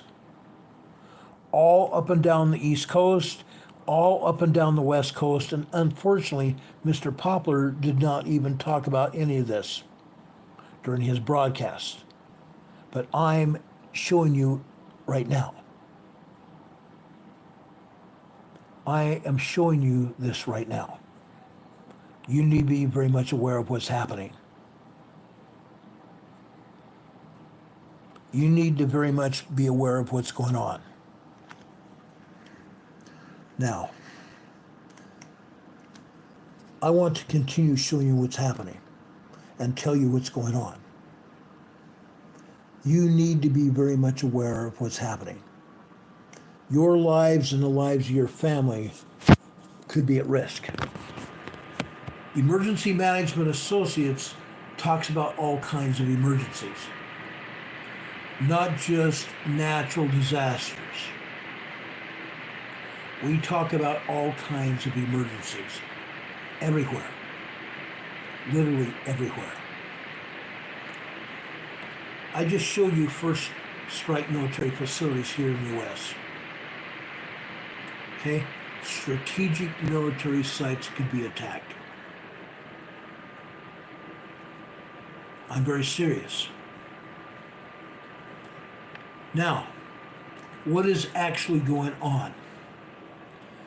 Folks, this doesn't end here in the United States. Yes, Russia has been poked by the U.S. for many years. Biden has done almost nothing about it. But Russia is not the only place that is out there. We have another bear in China. China is getting ready to move on Taiwan. China has surrounded Taiwan for about a month now. China has posted its naval facilities or naval aircraft carriers and attack ships all around the island of Taiwan. Naval fighters from China have been penetrating the Taiwanese airspace. Fortunately, the Taiwanese aren't the only people with Air Force capability. Yes, they have their own Air Force there, but the United States military is also there. And China has warned us to stay out of their fight. China has warned the United States to stay out of the fight. But we have sworn allegiance to help protect Taiwan. We have 2 aircraft carrier task force over there in the Taiwan-Philippine area, because China has also threatened the Philippines. Russia and China are now working together. If they move together against their enemies, they have a better chance for success, and they know that. President Xi Jinping knows that. Russian President Putin knows that. So if China moves, Russia probably will as well. Strange how China surrounds Taiwan, and Russia is certainly now surrounding the United States. Fact. Fact. What are we doing about it? Biden doesn't know what to do. Neither do his administration advisors. They don't know what to do. Are we sitting ducks? Possibly. Do I trust Biden? Absolutely not. Eagle 74, don't use all caps. I don't care whether you use a capital letter on the beginning of your sentence. Only use one capital letter. You cannot use capitals all the way across. That's why your chat was removed. Rebecca from NCWQ Worldwide News and Disasters Explorer says she read today that China and Russia are in a tip. We can only hope that that is the case. Because right now, Russia and China are 2 peas in a pod. Songtress is here in the chat saying it's scary out there. It truly is. I don't want anybody to think they're scared. But you need to be very concerned. You need to be very concerned. Eagle 74 says it's the Air Force motto. I understand that. But please do not put all caps. Okay, I want you here. I want everybody here that wants to be here. But you need to abide by our rules here. Okay? Now, my friend and ally here and my fellow mod here, Don Patoka, said this here in the chat. Like Ron, many of us have sworn an oath to protect and defend the Constitution of the United States, to bear true faith and allegiance to the same, up to and including giving of our lives if necessary. Our oaths to protect this country have not expired.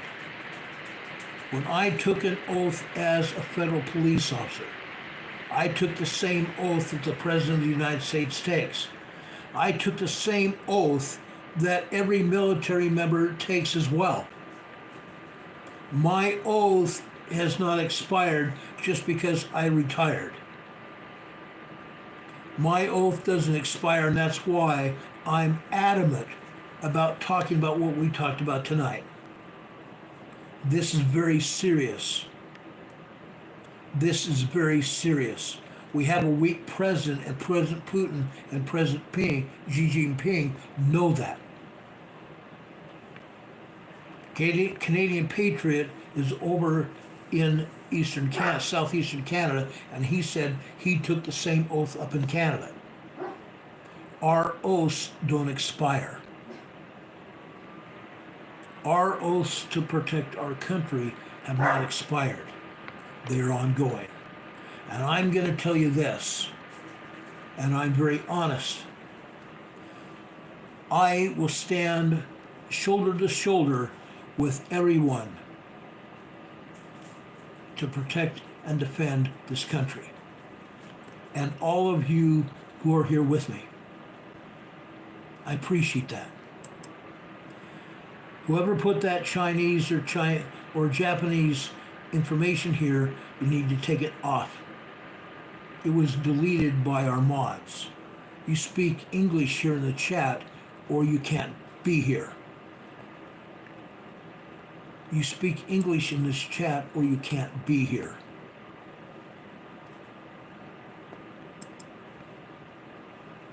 Okay?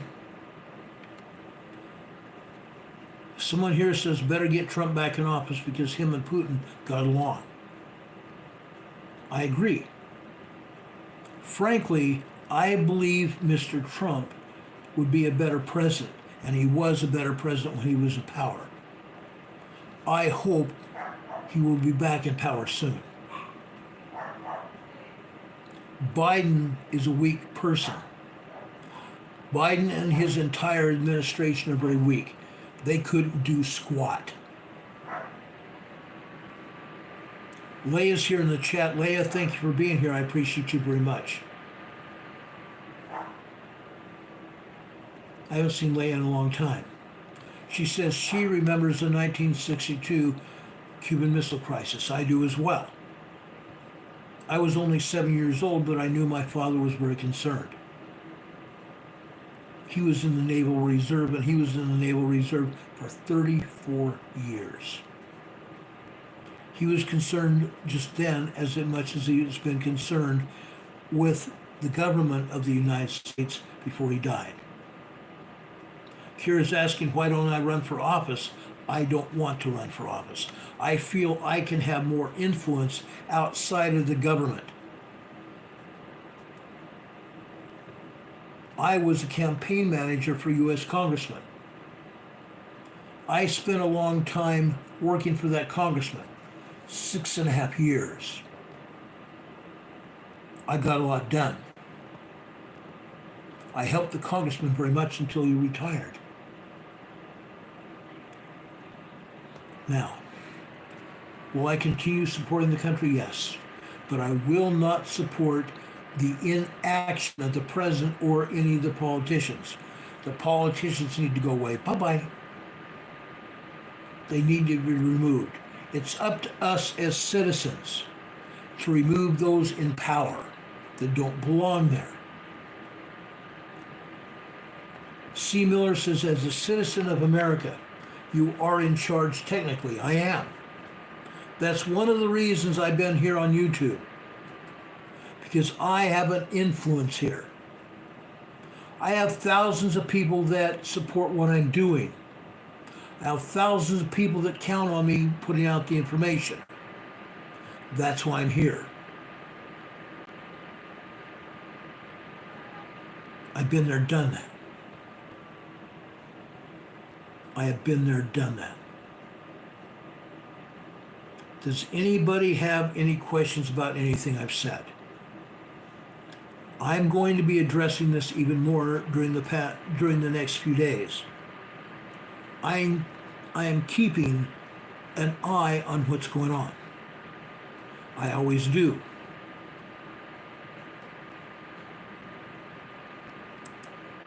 I was never a general of the military.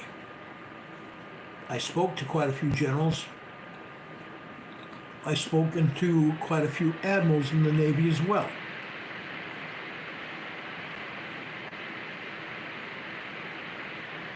Russia and Belarus are staging nuclear weapons drills over in Russia. Russia and Belarus are tight like this. Canadian Patriot is one of my best friends in the mod here. He's saying we need patriots in office, and that's why he ran back in 2019. But unfortunately, he lost back then. If Canadian Patriot was able to and ran now for office, he'd probably win because the Canadian people are tired of what's been happening in Canada. They need to get rid of some of the people in power in Canada, including Prime Minister Trudeau. He needs to go away. Becky's telling me NCWQ Explorer is telling me I would make a great president or senator. I don't want the job. I don't want the job. I have more influence here, speaking to thousands of people every day. And my message is getting out.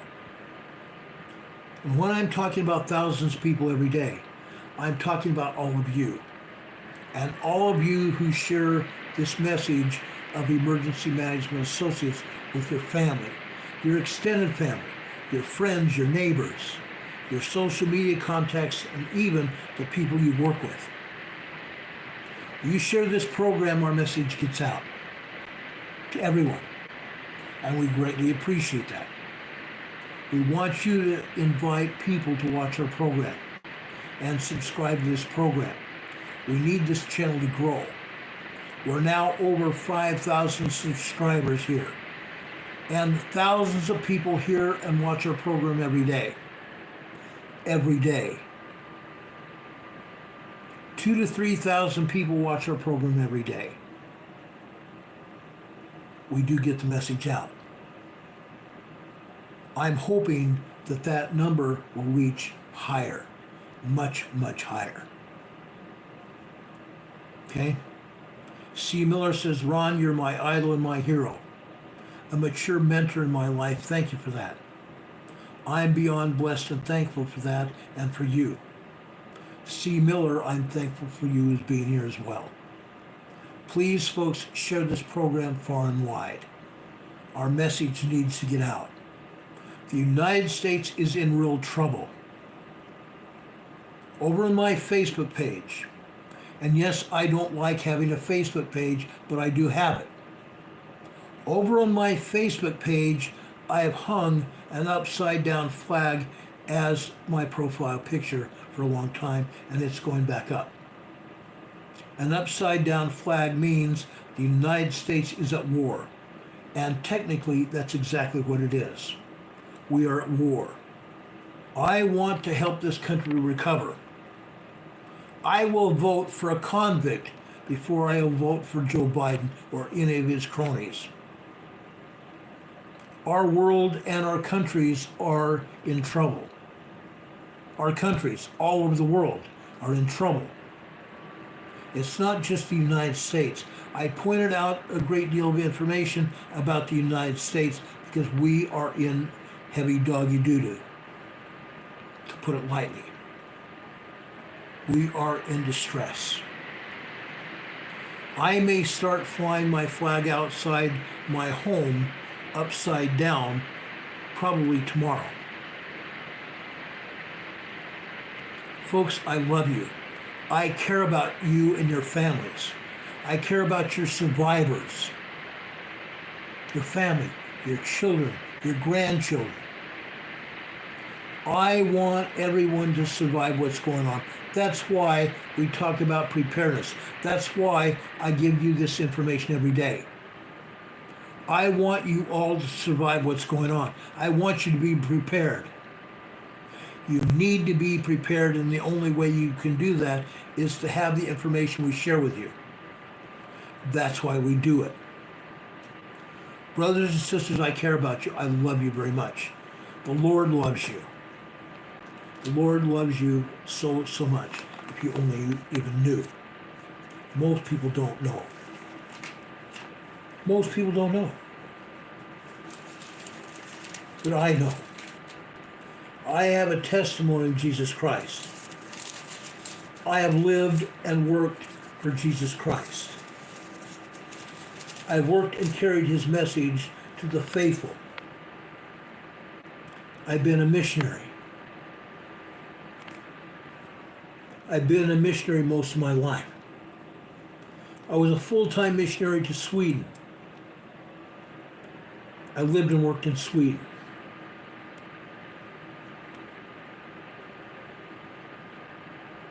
I lived and worked in Sweden. I love the Swedish and Scandinavian people. I love them. I love them as much as I love each one of you. I do. You all mean the world to me. As I said, I've been a missionary for a long time. I'm not a full-time missionary now, but I teach the gospel of Jesus Christ now. I want to share some scriptures with you tonight before we leave here. I'm going to talk about some scriptures in the book of James. James chapter 1, starting with verse 17. Every good gift, and even perfect gift, is from above, and cometh down from the Father, our Heavenly Father. It lights with whom... Let me start over again. Every good gift, even every perfect gift, is from above, and cometh down from the Father of light, with whom is no variableness, neither shadow of turning. Verse 19. Wherefore, my beloved brethren, let every man be swift to hear, slow to speak, and slow to wrath. Verse 22. But if ye be doers of the word, and not hearers only, deceiving only yourselves. Be ye doers of the word, and not hearers only, deceiving your own selves. Verse 27. This is important as well. Pure religion and undefiled before God and the Father is this: to visit the fatherless and widows in their affliction, and to keep himself unspotted from the world.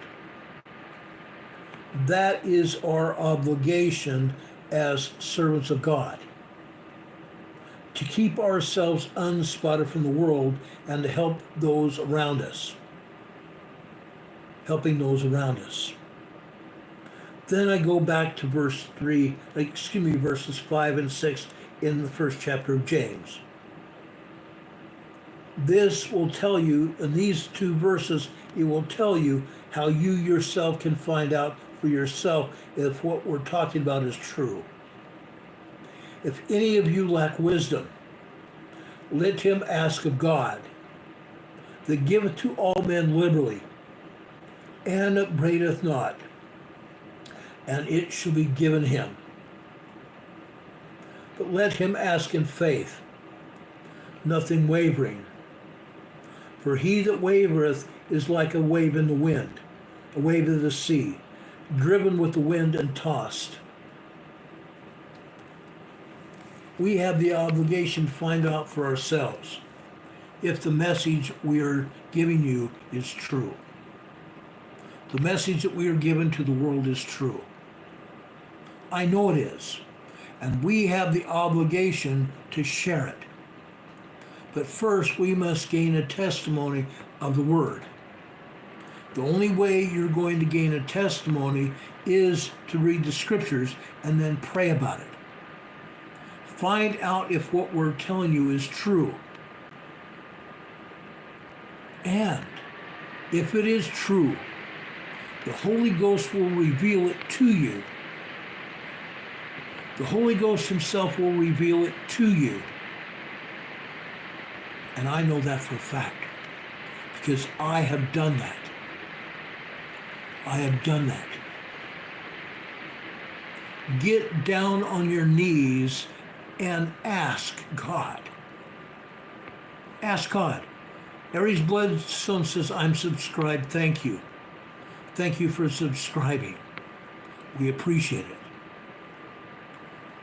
Brothers and sisters, I'm here to help you, your families, and everyone around. It's because I have a testimony of God. I have a testimony of Jesus Christ, and I'm sharing that with all of you. I love each and every one of you. I truly do. That has never changed and never will change. I care. Brothers and sisters, again, I'm asking you to share this program far and wide. your family, your extended family, all of your brothers and sisters, your cousins and aunts and uncles. Share far and wide. Your neighbors and your friends. Share it with your social media contacts. Share it with the people you work with. Grow this channel and help other people find the truth of what's going on. As we move into war, things could get ugly. And I'm going to try to stay on the air as far as possible, for as far and long as possible. I will be here to give you truth. I will be here to give you truth. C. Miller saying, thank you. I've struggled with believing for years. Ever since I started watching and listening to you, you got me to believe again. No other could do that for me. I appreciate that. Share it far and wide. Let other people know about this message. Juanito's here in the chat again, saying, thank you, Ron. Good night, everyone, and stay safe. I'm saying the same thing to all of you. Thank you, all of you. I love you to pieces. I really do. God be with you this day and always. If anything else happens tonight, we will be back on the air to tell you about it as soon as the information becomes available. We will be back on the air sometime about 6 p.m. tomorrow evening. We try to come on the air between 6 and 7 every day. Sometimes it's after 7. I'm sorry about that. We still try to pull information. That's why it might be after that. But I want to give you correct and valuable information that might save your life. God bless you. God be with you this day and always. God be with you until we meet again. We will see you on the other side. Have a good night, everybody. Stay close and talk to God. We'll talk to you soon, everyone. I love you very much. And thank you all of our mods. I will be trying to come back on the air. I've been trying to come on the air and talk to just the membership of our program. If you want to help support this program, join this program. As soon as I get off the air, I will be putting up the information just below this program tonight in the program description. You will find a link to join this program as a member of the EMA family. Go there and join. $1.99, $2.99, and $3.99. I've kept the prices low so everyone can join this channel. And everyone can support this channel. I'd appreciate that so much. Good night, everybody. I love you so much. Have a good night. Take care. We'll see you tomorrow night, if not before. See you soon. God be with you until we meet again. Good night.